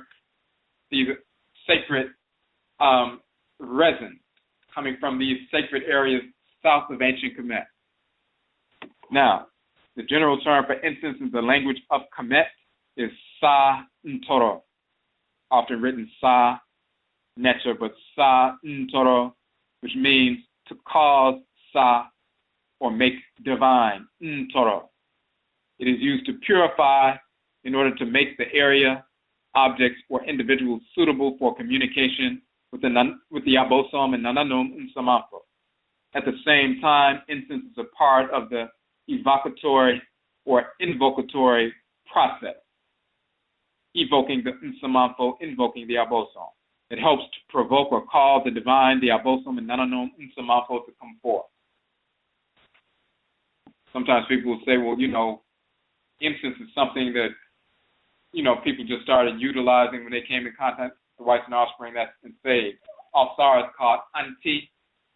That's one of his titles. Anti means myrrh. That's why they call him, quote unquote, the myrrh god. And you'll find Heru. She's dealing with myrrh as well, sacred to her as well. And then they'll have incense trees and so forth you find in ancient Kamit that were imported from south of Kamit, Khanit, Nubia, before it was called Eritrea, and, Ethiopia and Somalia and these different places. South of Kamit, Ptah, the land of the ancestors and ancestors, as well as Khanit, Nubia. All right. Because of our indoctrination with the false religions and perverse culture of the Achiwadiefo, the spirits of disorder, the whites and their offspring, we have taken on the foolish and imbalanced view that male is dominant and female is inferior, or that female is dominant and male is inferior. It is therefore important to have a representation of the divine balance of male and female on the NKOMMERE, so that when ritualized, the Tumi, divine power proceeding from the NKOMMERE, the shrine, constantly aligns us and realigns us with this most fundamental reality of creation. Male and female are two halves of a divine whole. And that is rooted in the foundational relationship of Amenet, the great mother, and Amen, the great father, who have always been from the beginning. There was never a time when there was just Amenet, the great mother, that's foolish. There was never a time when there was just Amen, the great father, that's foolish. Amen and Amenet have been from the beginning. We awaken an innate respect for ourselves, innate respect for each other, as Afurakanu, Afuraitkaitnut, and for the male-female balance manifest in all aspects of the created. The stone that you place on your shrine is one that you will retrieve from outside, one that you are guided to use. It carries the Tumi power of Asase Afur, the Earth Mother, which literally, magnetically grounds your Sunsum, as well as the Asunsum, the spirits of the Nananom Nsamanfo at the NKOMMERE, the Ancestral Shrine. The communication lessons you receive also become grounded, retained within you. So we're talking about, and there are different ways that people do different things. You see some people pour a libation into a plant, some people pour a libation into a vessel, a basin. In our Akan culture, you often see people pour libation into a Hoodoo, a basin. In AKANFO Nanasom, if you move the white, the Nsamanfo directed us to utilize a basin, a clear bowl of basin, placing the stone in the basin, pouring libation over the stone. Of course, the stone grounds us. That's the earth element. We already talked about the fire. Pouring the libation is the water, of course. The incense, it is released. It's the sa ntoro. It causes or makes divine or divinizes the area, purifies the area, and that also has to do with the air. So you have oja, ntio, inframa, and asase. You have fire, water, air, and earth, and so forth. And of course, those are the balance of male and female representations on the shrine.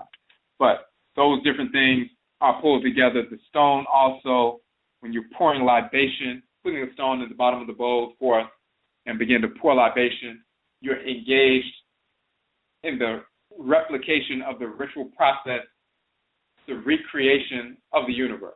We talk about Amen and Amenet being in the form of the great goose and the great gander, the great cackler. And the word for cackle is ga in ancient Kamit, and ganga, meaning to cackle, because these are the sounds that come from geese. When they cackle, they say ga, ga, and we call the goose and the gander, we call them a ga, ga, just like you see a cat meowing. In ancient Kamit, the term for a cat is meow, and also in Akhan, meow. The term for the goose or the gander, because they say ga, ga when they speak, when they cackle, when they're about to mate, we call them a ga or a ganga. And Amen and Amenet, one of their sacred animal totems, the great goose and great gander, they're called the great or ganga, ganga or nganga or, the great or ganga, cackler, and ganga ura for Amenet, the great cackler. And of course, we have in our book, Anidaho, awareness, when we talk about the origin of the term God, it comes from Ga or Ganga, the great cackler, a title of Amen as well as the title of Amenet. We also go into detail proving that nigger, nigga, naga, negas, none of these terms have anything to do with the term God or Ganga. And of course, nigger has nothing to do with divine. Nigger doesn't mean naga. That's pure idiocy. So we actually trace the etymological origin of each one of those terms, which nobody had done properly until we published it. People knew that negas, for example, comes from negas or ngas in Amharic, but where did the people who speak Amharic get that term from? Before these so-called Semitic languages existed, the term negas or ngas came from ancient Khanit, Nubia, and later Kamit, Nhas, Nhasu. This is why the Nhasu, Nhesu, Nehesu, often written Nehesu, the Nubians, this is where they get that title from. But we show that term Nhasu, and it's still pronounced Nkasu in Akan.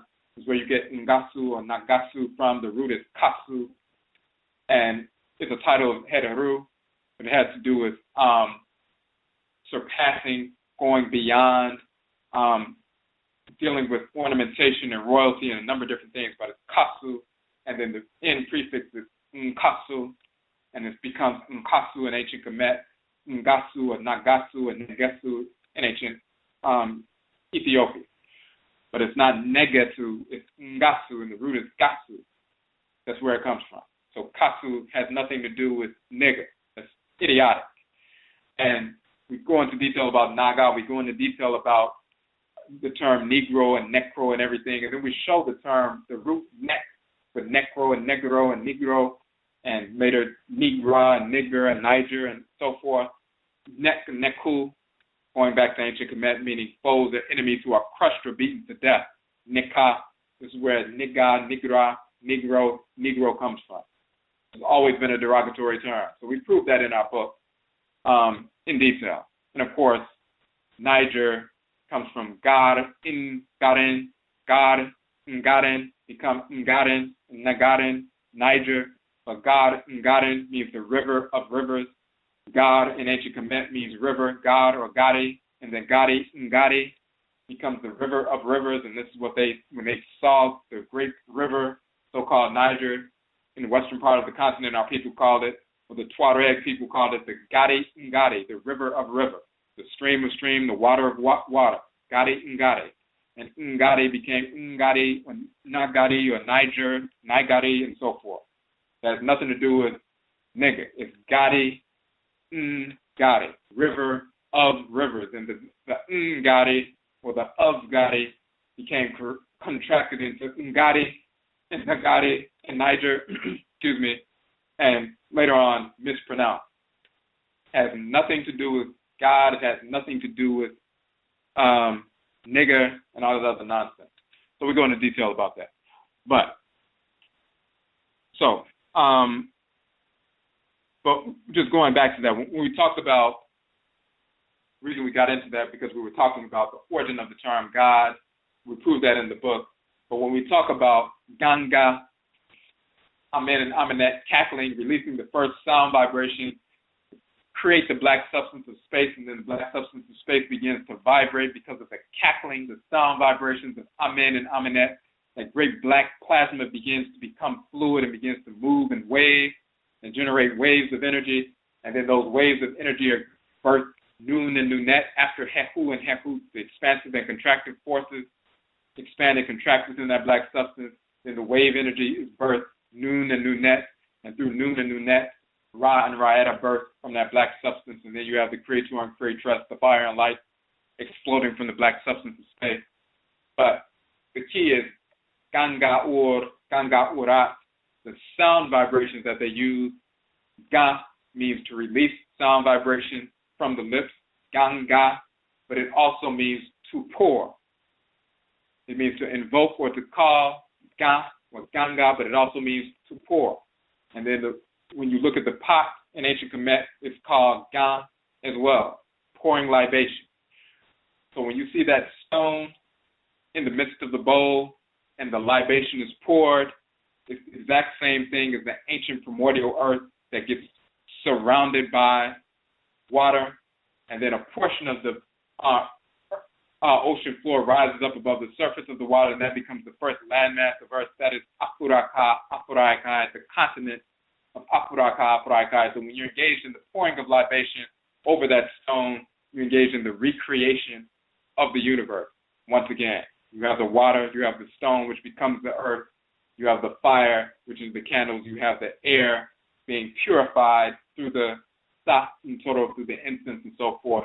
You have fire, water, earth, and air, the same components that create the universe.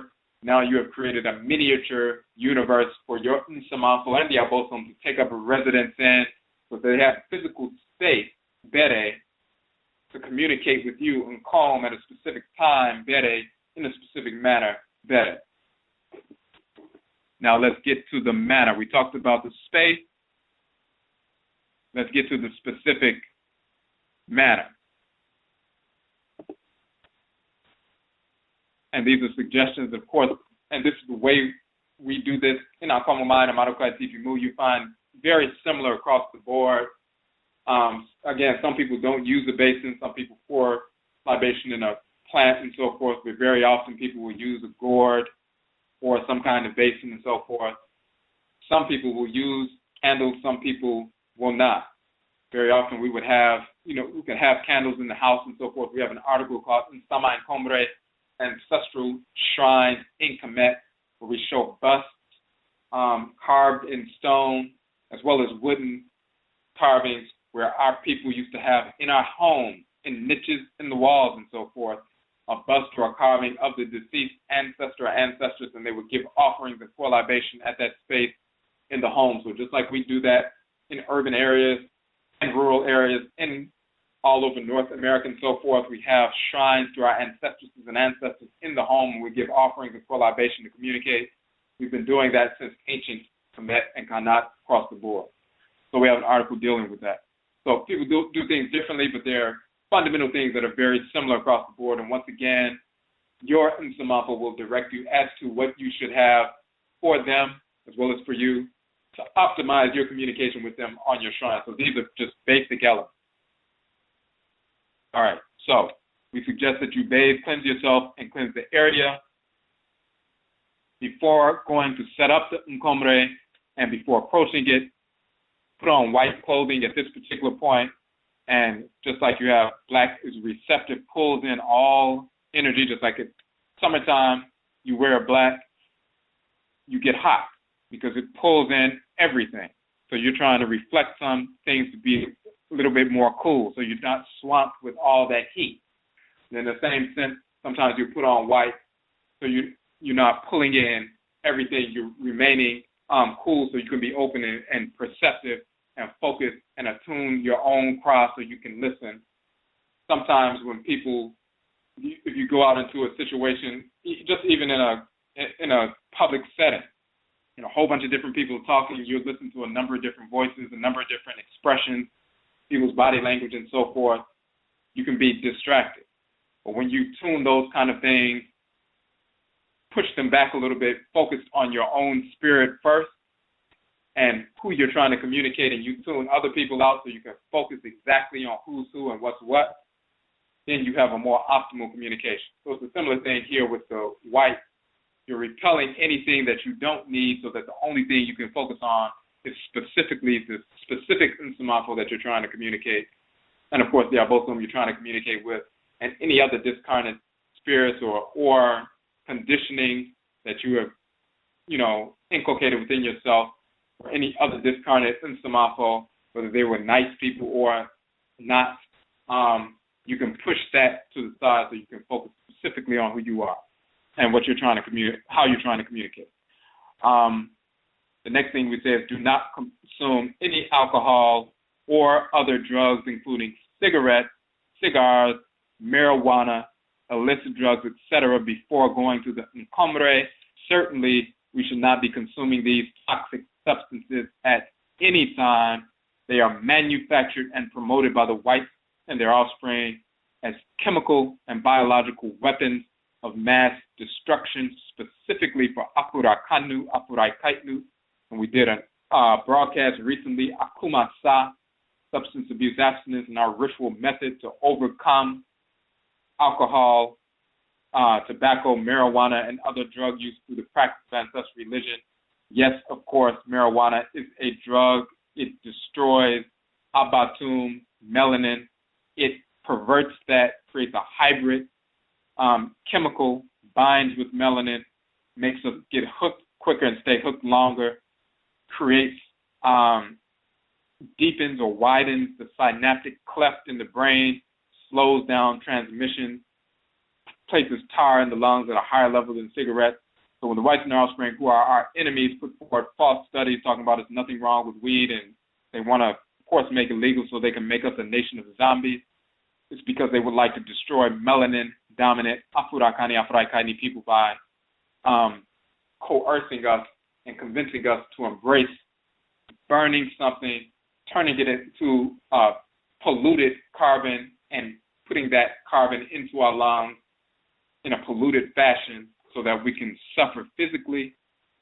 I'd also disfigure sperm cells and ovum cells and so forth, lactation for women and everything else. But it also makes us receptive spiritually to perverse, discarnate entities, foolish philosophies, and everything else. And you'll notice people who are always, promoting smoking weed and so forth, their perception of cosmology, perception of culture, their perception of what is real, what is correct, what is intelligent, what is focused, is distorted. And they come up with all kinds of foolish rationalization of disordered behavior. That's just an example. So, of course, we don't consume those substances at any time, but definitely, of course, not before going to the NKOMMERE, and we say that in that fashion because there are some people who are trying to break those addictions. And part of that process is dealing with the craft on one hand, the shrine to the craft, communicating with the craft, the soul, the divine consciousness, the deity in the head region, but dealing with you Nsamanfo as well. So when people who are working to overcome an addiction through that ritual process, and they go to an NKOMMERE where they deal with their craft, even if they're addicted, the first thing they do is, before you go to the shrine, you don't deal with that. And then you sit down and begin to engage the process, and then you'll develop that repulsion, that divine hate, chi, nyame chi, to repel the desires, the lust towards these perverse toxins. So, you burn the incense and use the smoke to purify yourself in the area. Spread out the white cloth. Place the various elements upon it. We suggest placing the NKOMMERE on the west wall or in the western area of the dwelling place, west or southwest. However, allow your Okrawa, your soul, your divine consciousness, and your Nananom Nsamanfo to guide you to the right place that they want to be, into the manner in which the various elements are arranged on the cloth. The sun sets in the west. That is the place of the setting sun. That's also the place, the valley of the ancestresses and ancestors in ancient NKOMMERE just across the board. So this is one reason we recommend that, but you let your Nsamanfo direct you as to where they want to be in the house. And even if you have to set up a portable shrine that you have to take down every time right after you use it because you're living in a situation, some people can simply get a very small cloth, as small as a handkerchief, put a small bowl there, stone, pour libation, sit, communicate with their Nsamanfo, and then take that up when they're done. Like if you're rooming in a place, you can do that, close the door, have your communication, and be done after you're done. No different than if you're traveling, out of state and you're in a hotel, you can have a little small glass bowl with you, have a stone with you and so forth for your libation, your portable shrine, and then take that up when you're done. All right. Okay, so we talked about that. We talked about the cloth, where they're going to let them guide you to that. Place the incense in a holder burner on the NKOMMERE, light the candle, fill the bowl partially with water. You should give an offering of food or fruit before pouring the libation. Fill the cup gourd with water and pour libation into the bowl of existing water. call on the Supreme Being, Mother and Father, the deities, and your honorable ancestresses and ancestors. In Akan, this would be Nyamewa and Nyame, Yabosom and Nananom Nsamanfo. And we have a prayer on the page in the language of ancient Kamit, a basic fundamental prayer that you can use for libation is simply invoking Amen, Amenet, Ra, Ra'et, Ka, Ka'et, Ma'an, Ma'at, different male and female divinities from Kamit, and the ancestresses and ancestors, Aku and Akutu. In the language of Kamit, it's a very basic prayer. You can download that from the website. And we use the language of ancient Kamit because it's the parent language of the various languages all across the continent, west, central, south, north, east, and so forth. So if you don't know what ancestral group you come from, you don't know if you're Basa or Fula or Chokwe or Lobi or Akan or Bambara, whatever you haven't found out yet, you can utilize the language of ancient Kamit because that is the parent language from which these languages derive. And as you can begin to communicate with your Nsamanfo, they will direct you to evidence of exactly who you are, and you begin to study that language. So if you find out that you are Bambara, then you will begin to incorporate that language as part of your culture, your ritual practice, and so forth. But the parent language of Bambara, as well as the other ones, is the language of ancient Kamit that goes back over 40,000+ years, according to our own people, our own text. So, we talk about that, and we have that prayer on the index page of our website. When you go to the Odwirafo.com, you'll find that it says sample Apai prayer in the language of Kamit using the Akan vocalizations. You'll see that title. You'll see the Medutu and so forth. You can download that. It has a prayer in English with the English translation, and there's a link to an audio so you can listen to it. All right. So we say after you do that and you pull libation and so forth, after invoking the deities and evoking the ancestresses and ancestors, we put this in bold, sit down and listen. So when you pour libation, you provoke or you evoke, call from within the Nananom Nsamanfo and the Abosom. That's a call. That's no different than getting on the phone and calling your great-grandparents and you say, hey, can you come over to the house? You're calling them. That's what the libation, the prayer, and so forth is. It's an invocatory and evocatory process. Once you have called them and they respond by showing up at the shrine space, NKOMMERE, now you sit down and listen. Just like you invited somebody over your house and they come inside and sit down, you don't say, okay, now you're here, now I'm going to leave. Some people have been taught to, they pour libation, they give some offering, and then they bow and then they leave the shrine. They just call all these ancestresses and ancestors to come forward and then they leave and think that they've engaged in a ritual practice. The reason for calling them, the reason for the prayer, just like the reason for you dialing a number and speaking, is to ask the people to come over. And once they get here, now you sit down and communicate with them. So you invoke the Abosom, evoke the Nananom Nsamanfo, invoke Nyamewa, Nyame, the Supreme Being, and so forth, Nyonkopon, Nyonkoton, the Creator and Creatress. And once they are here, taking up residence in this physical space you are laid out for them, then you sit down and listen. And you communicate as well, but you listen primarily. And then we say later, when you feel that you have communed with the Nananom Nsamanfo satisfactorily, ask if it is okay to conclude. You don't have to say that out loud. They know what you're engaged in. Your desire, if you have desire to end, if you feel like it's okay, then you project that.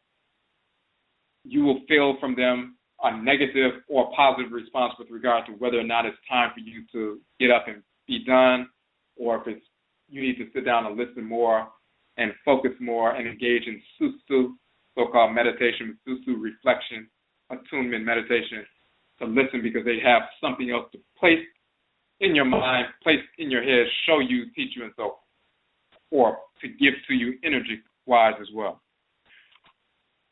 If it is time, if it's okay and you feel it's okay to end that communication, conversation, then end your conversation, communication by thanking them.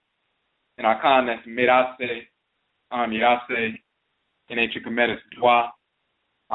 These are your blood relatives that you are communing with, some recent, some ancient, thousands of years old. In any event, you ask if you can be excused, just as you expect your great-grandchildren will ask if they can be excused after conversing with you for a while. The Nananom Nsamanfo will urge you strongly as to whether or not it is time for or if the session conversation should conclude. Then we get into some, we talk about how the more you go to the NKOMMERE, the more receptive you become. You begin to feel and sense and hear the presence of the Nsamanfo, the Nananom Nsamanfo, as well as their, presence throughout the course of your daily life with more intensity. We, as created entities, are all connected to Anansi's web of Tumi or power. Anansi, the spider, but that's also Kweku Anansi, Awuku, Anansi Set in ancient Kamit, Eshu in the Yoruba tradition, Awuku and Akan, weaves a web of divine energy that permeates all of creation, all planets, sun, moon, stars, Afurakanu, Afuraitkaitnut, people, plant life, animal life, and mineral life, created entities. We have a place or space on that web of energy that allows us to be directly connected, energetic-wise, to all created entities and to the Supreme Being. So we're all on that web of energy, the worldwide web of Anansi energy, the great spider, Anansi Kokroko, the great divine spider that weaves that web of energy that connects everything that's created in the universe. It is therefore natural for us to feel the interconnectedness with the Nananom Nsamanfo and the Abosom, the deity. The Nananom Nsamanfo will plant thoughts in your head in the form of guidance. They will come to you in dreams. They will urge you towards certain foods or other objects to bring to them and place on the NKOMMERE. They will manifest themselves in various ways. Remember that these are your honorable, spiritually cultivated ancestresses and ancestors that you are communicating with. Now,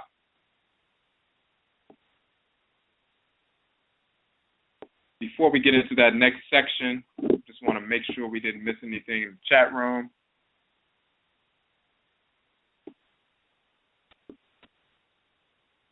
Okay. We'll go through this section real quick, and then we're going to get to, we want to say, first of all, there are 7 minutes left in the, a little bit less than 6 minutes actually left in the broadcast as far as online. If you want to continue to listen beyond 11 o'clock, you must call in on the phone line now, and you have like 6 minutes to call in, because in 6 minutes, online it will cut off and you won't be able to call in. So if you call in now, you can get in before that 6 minutes is up. You can get on the phone line and you can continue to listen beyond 11 o'clock. The call-in number is 657-383-0635, 657-383-0635, and you have like 5 minutes and 40 seconds to call in. That's for the people who are listening online. And then we're going to finish this section real quick, and then we're going to get into comments and questions in the chat room if they weren't already answered, and on the phone line. And for the individuals who aren't able to stay on beyond 11, we're not going to go too much further beyond 11, a few minutes, but check out the number one, our home economic development model. The business of the week is Just Right Technology, owned by Baba Jason Thigpen. That is the business of the week that we are targeting for our home economic development model: starve the beast and feed the pride. Starving the beast, taking the funds we would have wasted with the whites and their offspring throughout the course of the week and reallocate those funds to feed the pride, the business of the week. So go to the home economic development page and make your donation to that business. And then also, we have the Feku page that we just created yesterday on our website, which is a brand new page dealing with Nanasom Feku, Nanasom Ancestral Religion Study Groups. The people are beginning to form this country as well as in other countries as well. We have a curriculum, and anybody, of course, who establishes a study group with one or more people, of course, When you order the books in the curriculum, the first book is Kukutuntun. When you order as part of a group, or if you found a group or whatever, whether it's one of you or more than one of you, any purchase of the book is automatically 30% off. You get the group price because you're founding a group, and you can distribute them, you can sell them, retail, you can purchase them wholesale and sell them retail to generate income for yourself as a distributor, but you can also just purchase them wholesale at the discounted price to distribute amongst your members of the group so that you all can have the book at discounted price as you're going through the curriculum. So check out the Fekku page on the website. All right, so we're going to get into, and again, people on the phone line, you have like 3 minutes to call in, 657-383-0635, because the broadcast will cut off at 11, but the people who are on the phone line will be able to listen beyond 11 o'clock. 657-383-0635. Just want to finish this section, this one little section on the article, and then we're going to get to the phone line and the callers and the people in the chat room. Now, we said, remember, these are your honorable, spiritually cultivated ancestresses and ancestors that you're communing with. Now, the next piece that's important, some Nsamanfo ancestral spirits who were not Nananom, not spiritually cultivated elders and eldresses when they were here, yet they were good people nonetheless, will sometimes come forth. Many of our deceased relatives, aunts, uncles, parents, grandparents, etc., are in this category. These Nsamanfo Pa meaning good Nsamanfo or Nsamanfo. Good ancestral spirits, they weren't necessarily spiritually cultivated, but they were nice people. So we have the Nananom Nsamanfo, the spiritually cultivated Nsamanfo, those who became Nana when they were here, the highest office in society, spiritually cultivated elders and eldresses, Nananom plural. They were Nananom Mpanyinfo, spiritually cultivated elders and eldresses while they were here. When they made their transition, they became Nananom Nsamanfo, spiritually cultivated elders and eldresses. Is that class of Nsamanfo who are directed by Inyame wa Inyame to assist us in our development and guidance. The other Nsamanfo, the Nsamanfo Pa, the nice people, they didn't complete their development here, so they're still working on their own spiritual growth and development as ancestresses and ancestors in Asamando, the ancestral realm. So they communicate with us periodically, but they're not assigned, they don't have the capacity or the responsibility to direct us in our spiritual growth and development because they didn't master life here. So they're still working on themselves, but we still commune with them periodically, just like we commune with them periodically here. Just like here, you have certain people who are very intelligent and focused, to give you great guidance, and you have other people who are nice, not necessarily focused. They can give you a pointer on a certain thing here and there, but they don't give you life guidance because they haven't mastered things themselves yet. They're the same groups of people when they make their transition. So when we're pouring libation and communicating, we're focused on the Nananom Nsamanfo. So periodically, the Nsamanfo Pa will connect with us, communicate, and they can be of assistance in many ways and are welcome at the NKOMMERE. Your primary communication, however, will be with the Nananom Nsamanfo, those who have been directed by Inyame wa Inyame to guide you in the execution of your Nkrabia, your divine function you were given to execute in the world. As you develop a stronger relationship with the Nananom Nsamanfo, we will direct you as to what should be added to, removed from, or changed concerning the structure and fundamental items comprising the NKOMMERE. They will also direct you to Afurakanu, Afuraitkaitnut of Subain Pa, good character, in the course of your everyday life, from whom you can learn Nokwade, truth, and receive proper guidance. Now, that's one section. Now we get into the pieces that are just as relevant. On the other side, it is not necessary to contact a priest or a priestess of an Afuraitkaitnut ancestral religion in order to set up your NKOMMERE, your shrine, just as it is not necessary to contact a priest or priestess anytime you want to talk to your own relatives. Your Nananom Nsamanfo may, however, direct you to a priest or priestess for a particular purpose let your own Akrawa, your soul, your divine consciousness, and your Nananom Nsamanfo be your God. Just as there are Afurakanu, Afuraitkaitnut of Subain Ptah, there are also those of Subain Bani, bad or evil character. Those who fall into this category would attempt to profit as a so-called priest or so-called priestess off of your desire to connect with your own ancestral spirituality. We must be aware of such exploitation and reject it outright. It does not matter how long an individual says that they have been, quote-unquote, practicing the religion. Your Akrawa, your soul, your divine consciousness, and your Nananom Nsamanfo are just as ancient as theirs. There are also, quote-unquote, initiated individuals who will unwittingly give you false information regarding ancestral religion because they were given false information themselves. And you dealing with the majority of those, quote-unquote, initiated here in America fall into that category, and a large percentage on the continent fall into that category because they've been corrupted, as we said earlier, by Islam and Christianity and white culture for the past couple of 100 years in various ways. Those infections have infected their expression of culture.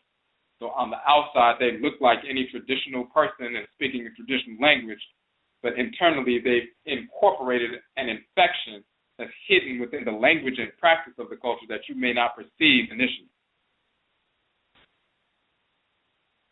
Now, they may have been, quote unquote, in the religion for years, yet have been unwittingly misguiding people for years.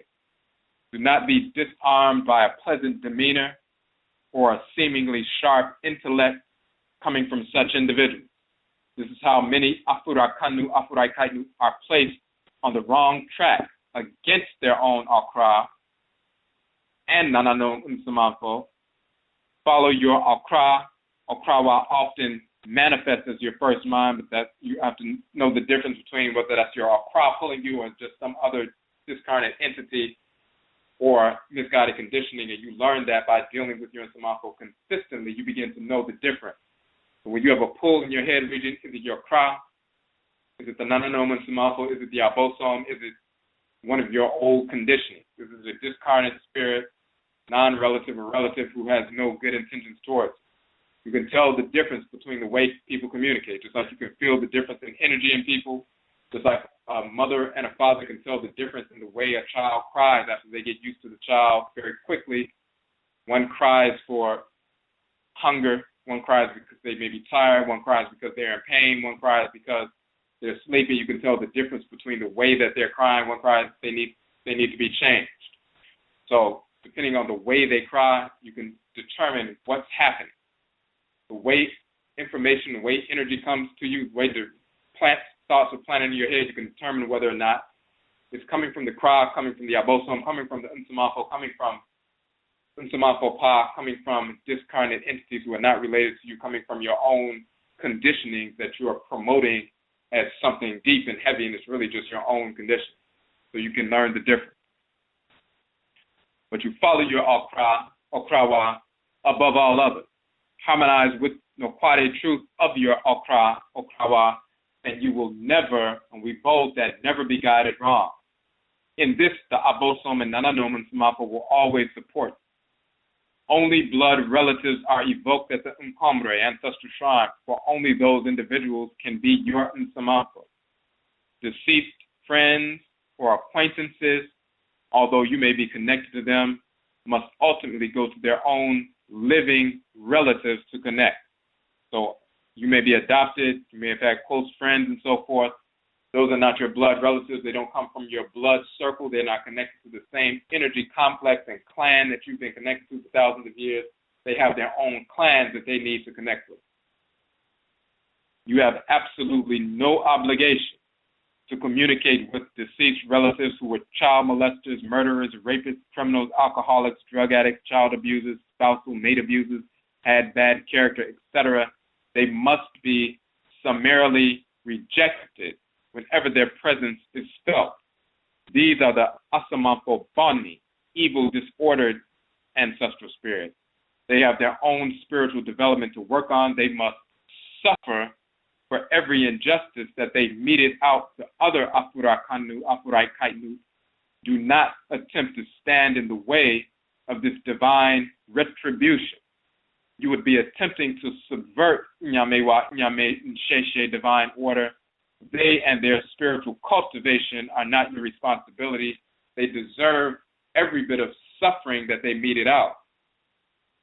So there's no such thing as, well, we're just going to forgive them because they made their transition, and once they die, then it's a clean slate. Absolutely not. They suffer in the spiritual realm, and many of them, if they were really engaged in criminality, they will reincarnate in a space, in a position, in a line where they will suffer as children and as adults, just like they made children and adults suffer when they were here, maybe never went to jail for it, but then they return.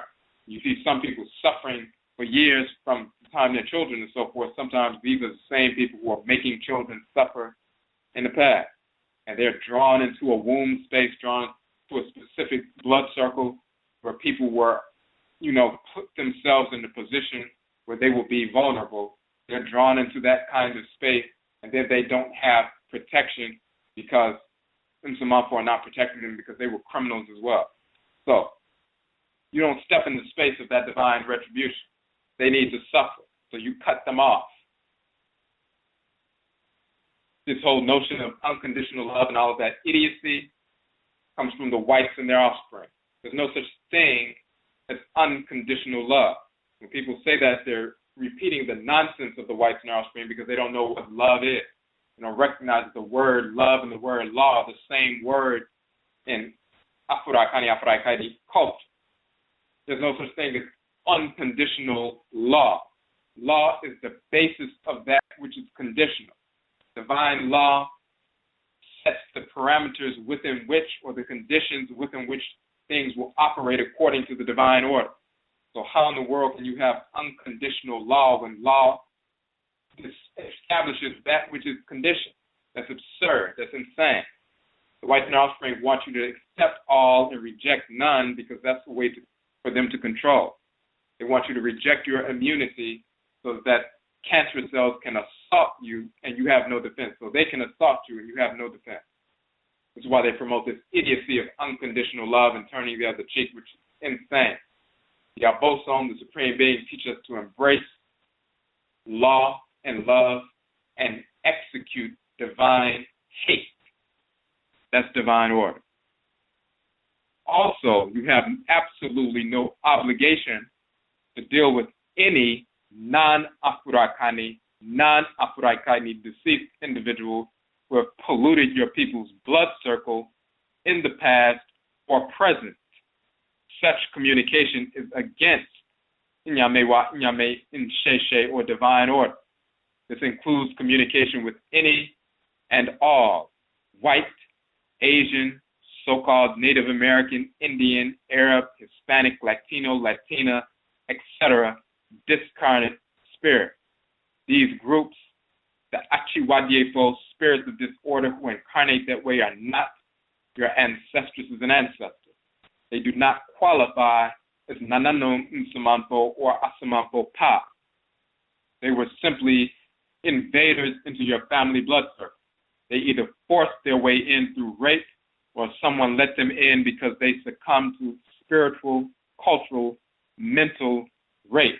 No conscious individual will ever copulate with a non-Afurakani, non-Afuraitkaitnut person. If that's happened, then they've been spiritually, culturally, and mentally raped and forced upon. The whites and their offspring, white Asians, white Europeans, white Latinos, white Hispanics, white pseudo-Native Americans, white Asians, white Hindus, white Arabs, and so forth, they are discarnate, Achiwadiefo spirits of disorder. You have the right and the responsibility to put the discarnate, non-Afurakani, non-Afuraitkaitnut spirits out. It is a necessity that you reject all of them and all of their advances. A parasite needs a host. When the host gets rid of the parasite no longer has life and cannot return. It is against Nyamewa, Nyame, and Sheshe, the Achiwadiefo, which is the term we use for spirits of disorder, disorder the whites and their offspring. Indeed, such misguided acceptance is the reason why Afurakanu, Afuraitkaitnut have suffered under the domination of non-Afurakanu, non-Afuraitkaitnut. It is time to free ourselves permanently by embracing Nyamewa Nyame Nsheshe fully, without excuses and without compromise. Developing and maintaining our spiritual immunity is just as important as maintaining our physical immunity. When we embrace this fundamental truth, we are ready to engage in meaningful dialogue with our Nananom Nsamanfo and derive all of the benefits associated with such dialogue. And inclusive of that, we talk about a requisite level of purification spiritually must be effected before going to the NKOMMERE.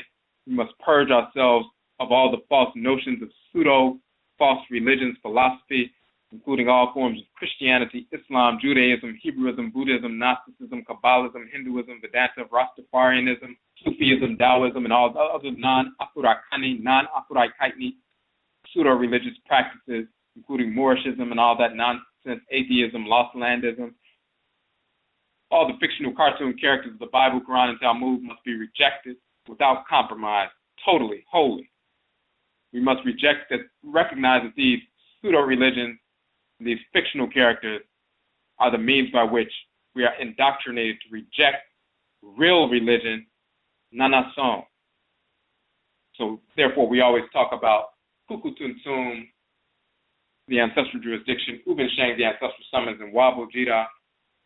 You listen to the Kukutunsum at least once, read the Ubenshang at least once, look at the Wabo Jida at least once.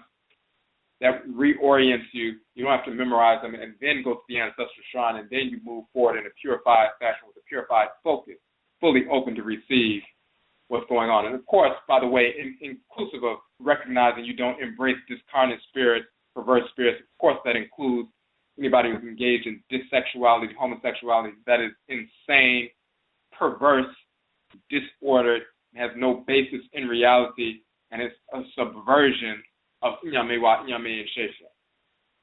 And any spirit or individual who is engaged in that perverse lifestyle, no deity, no abosom communicates with them and ever will. Anybody engaged in that perversity are repulsive to the abosom, repulsive to the Nananom Nsamanfo. Only kind of spirits that will communicate with them are spirits who are just as perverse as they are. So that's that piece, and then we have some examples in there. So we have a couple of phone calls, and then we're going to check out some of the information in the chat room.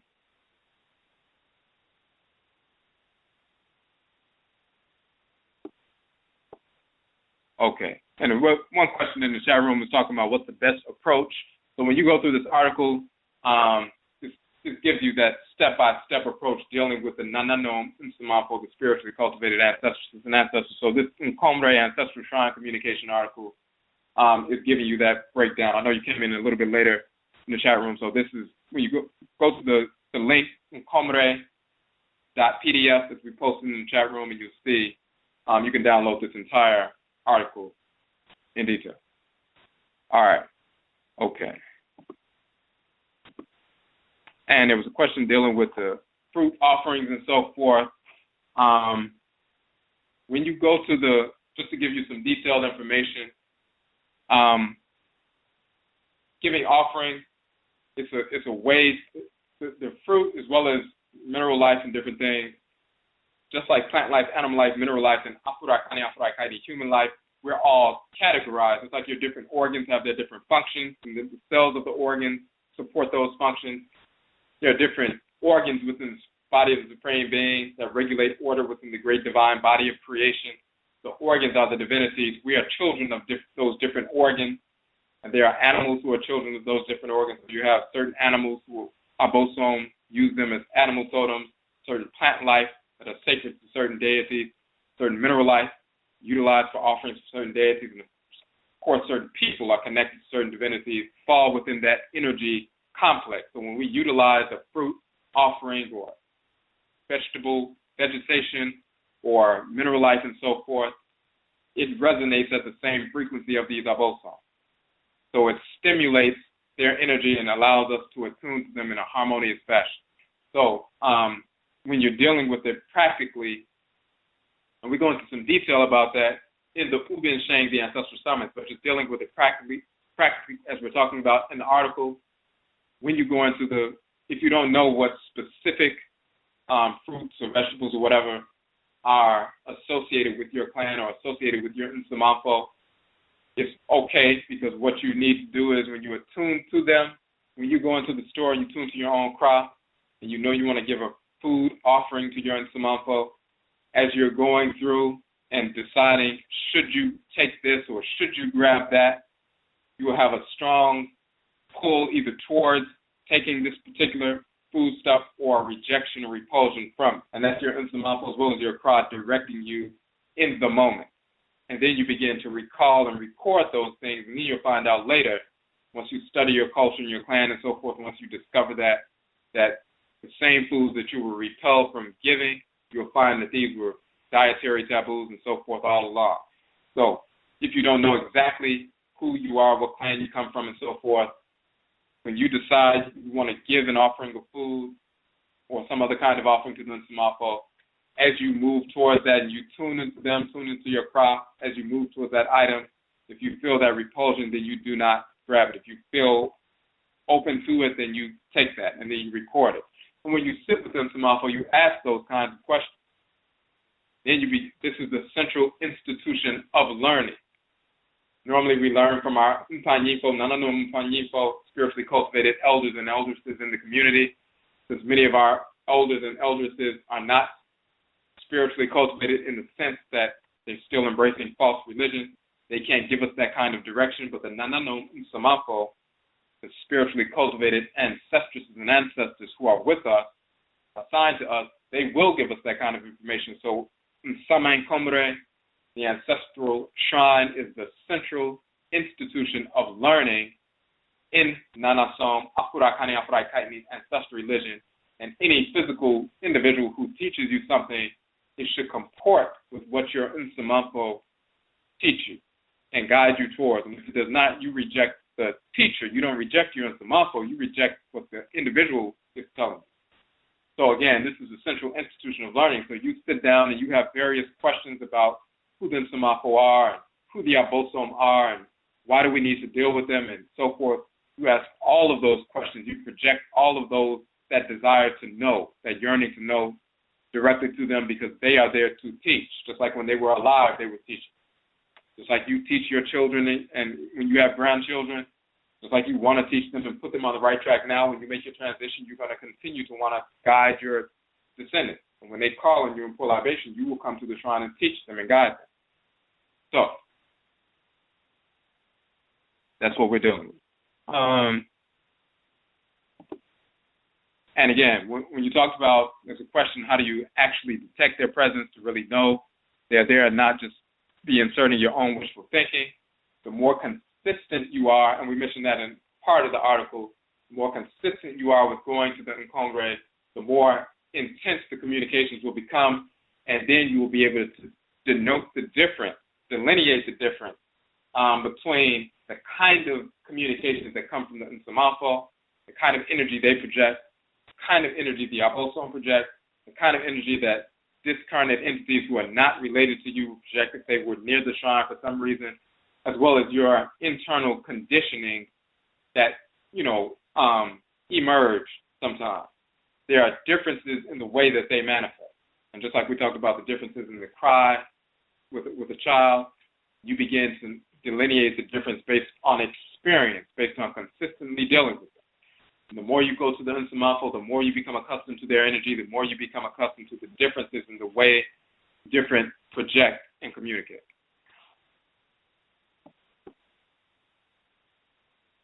All right.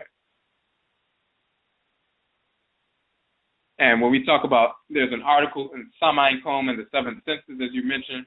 Those are different major ways that they communicate within. Of course, they also plant thoughts in your head. They also communicate through dreams and so forth.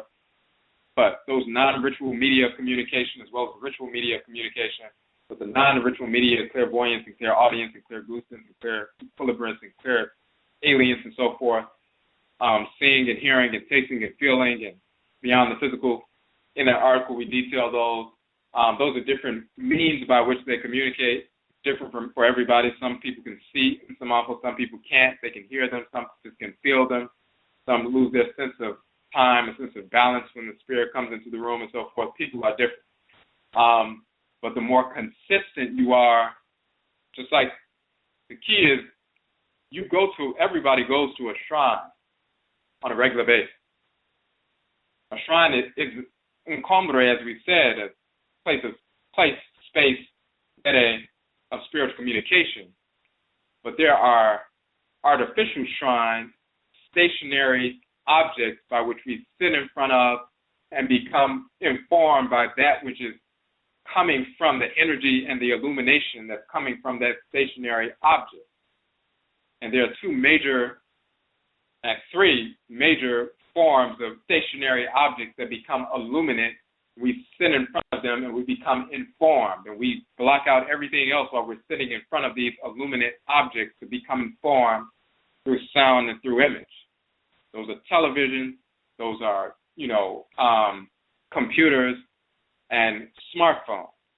We're sitting down, stationary objects, there are images and sounds that are coming and they're informing us and planting things in our head. Now, if we can sit in front of these artificial shrines, and very often the communication coming from these stationary objects that we sit in front of to see and hear sounds and objects that inform us, and they inform us with misinformation. If we can do that for hours throughout the course of a day or a week, surely we can sit in front of a different kind of stationary object to sit down and become illuminated by the energy that's being projected from that stationary object, which is our NKOMMERE, our shrine, so we can be informed directly by our Nananom Nsamanfo, spiritually cultivated ancestresses and ancestors. So if we can sit in front of the television for half an hour, surely we can carve out some time, just as much time, and even reject what we used to do with the television, and instead, in lieu of that, sit in front of that other stationary object, that living object, that shrine, and communicate with our Nsamanfo as well as the Abosom. And the more consistent we are with doing that, the more accustomed we become to the manner in which they communicate. And we can delineate the differences between their energy of the Nananom Nsamanfo, spiritually cultivated ancestresses and ancestors, and discarnate, spiritually degenerate entities. Just like you come in contact with somebody who's hooked on crack or something, the energy emanating from them is discordant as opposed to a normal, grounded, focused, intelligent individual, relative or friend and so forth, who projects a balanced energy on a regular basis. Just like that happens when people make the transition, those who are discordant, they still project a discordant energy. Those who are harmonious, they project a harmonious energy. And the more consistent you are with them, the more you will be able to attune to that and recognize that, and make the distinction between your own thoughts and conditioning that you developed over the course of a number of years in comparison and in contrast to the energy projected from living entities. Okay. All right, so we have a couple of questions, a couple of calls on the phone line. We may not be able to get to everybody on the phone line. You can always send us an email if we don't get a chance to get to your call. So let's get to some of the calls on the phone line, number 8885. You have a question or a comment? Yes, Brother Kwesi, powerful tonight. Oh, wow, powerful. I needed to hear all this tonight. Yes. One question, and I'm done. Do we have a shrine for the Abosom and then a different shrine for our ancestors and ancestresses? Is that two separate shrines? Yes. So there is a difference between a space set aside for your relatives, just like somebody having a living room with a sofa and a love seat and chairs for people to come and sit down and so forth. A shrine for the Nsamanfo And then when people have shrines for the Abosom or Orisha, Vodou, and so forth, those are totally separate. For Why? most people, because those are different entities, those are different groups. Just like here, like for us, living, you have human beings walking around in our physical bodies and so forth. But the shrines for the Abosom in the world are like the rivers, the oceans, the mountains. Their spirits animate those areas in the world. So just like we don't live in the rivers or live in the oceans or live in, you know what I'm saying, we have our own spaces that we develop to live in as human beings because we're a different class of being. The Abosom, the forces in nature are different classes of beings, so they have their own natural shrines. And then we can create, we can fashion and erect shrines according to their, energy complexes, as well as they take up residence in as well. But they're a different class of being. Just like animals are a different class of being, plant life is a different class of being, mineral life is a different class of being, human beings, Afuraitkaitnut are a different class of being, and the Abosom are different classes of being. So that's why we have separate shrines for them. Mm-hmm. Okay. All right, thank you.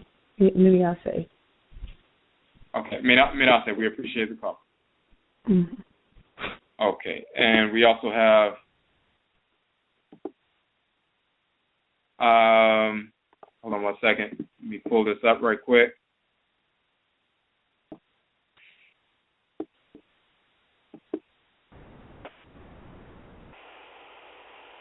Okay, number 6488 on the phone line. You had a question or a comment?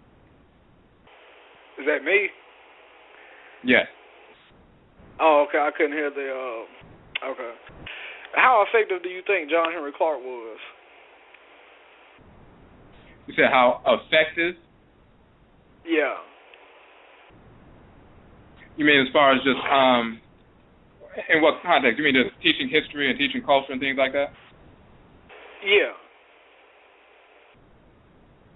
No, I think it was very effective. We need, there's always people in the community who are, true historians, as we would say, or, historians who relate what has happened according to the past, like Sanko Fa, return, go and grasp from the past what you need so you can make proper decisions in the present.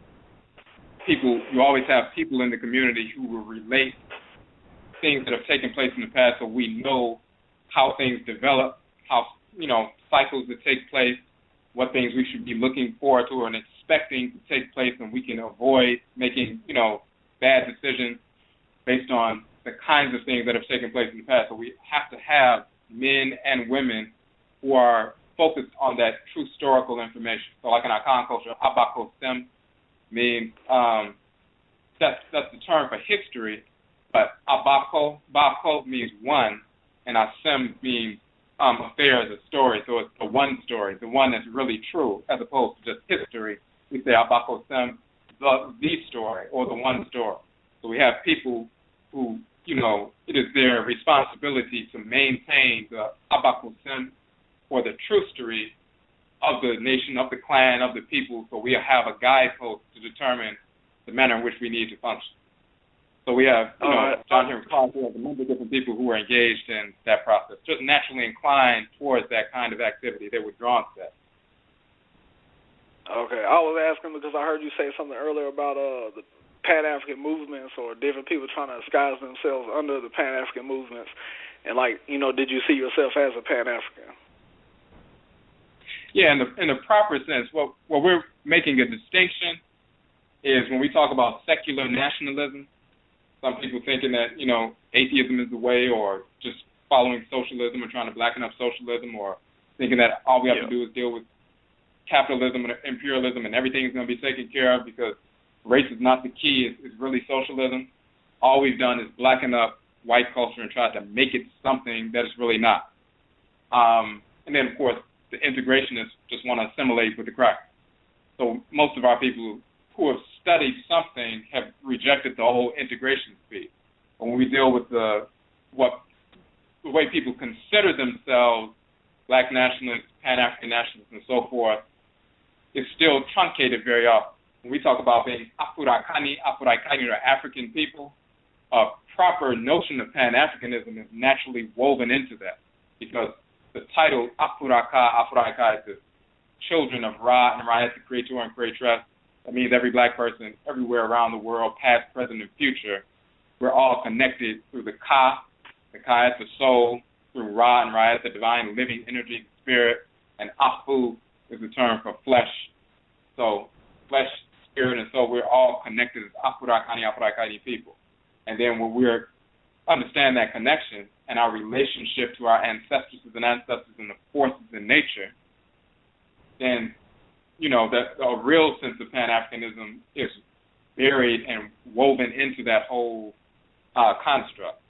But if we separate our ancestral religious practices out and then try to say, well, that's Pan-African, all we've done is embrace, what do we have left? We have white culture that we're trying to blacken up. So that's the distinction that we make. Okay. All right, well, that's it, brother. Okay. Appreciate the call, mate. All right. Okay. So we and there is we did a broadcast dealing with Afuraitkaitnut culture and Afrocentrism, African-centered, and so forth, and a proper notion of that. So we did a broadcast on that a while back.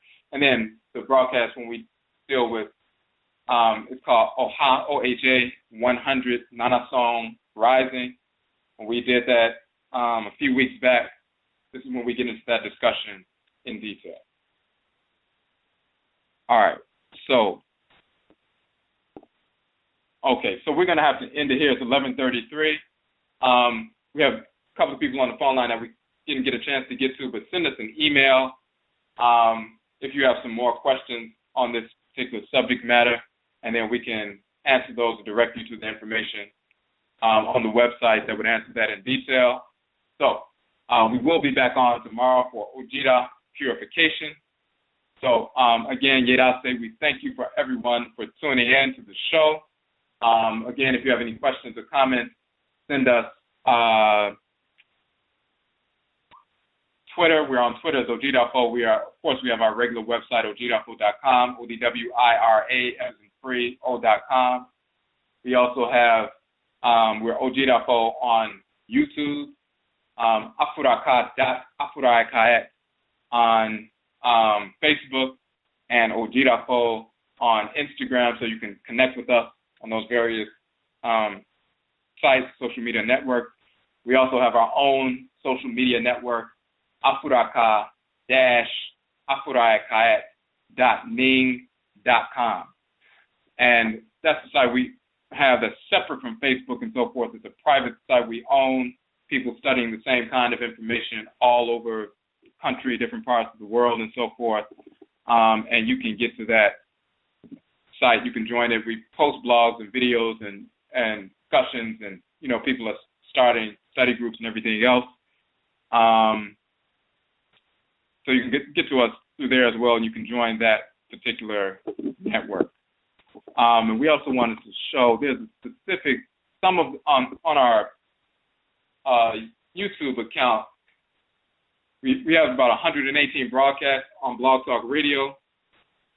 All of the archives you can download at any time directly from the Blog Talk Radio channel. Some of them we have also saved as videos as well. So you can also see them on our YouTube page. Not all of them, but some of them, a handful of them. We didn't do the whole 118. One of them that we were just talking about, for the individual called in, we have one called Afuraitkaitnut, or African Worldview, proper definitions of Afrocentric, African-centered. We have that, where we talk about those differences, dealing with the distinction we make between, we already know about the integrationists, but within the individuals who would consider themselves separatists, the difference between secular nationalism, messianic nationalism, as well as, you know, the kind of nationalism of Pan-Africanism rooted in ancestral religious practices, which is what we're talking about. So that's one broadcast, and then there's another broadcast called Oha 100, talking about the 100th episode. Then it says Nanasom, Afurakanu, Afuraitkaitnut, African Ancestral Religion Rising. And you can see both of those on the YouTube channel, but they're also on the Blog Talk channel here as well. All right. So, again, Yedase, we thank you for tuning in, and we will be back on tomorrow for Ojira. And again, Yebeshia Bio, we will meet again. That's it.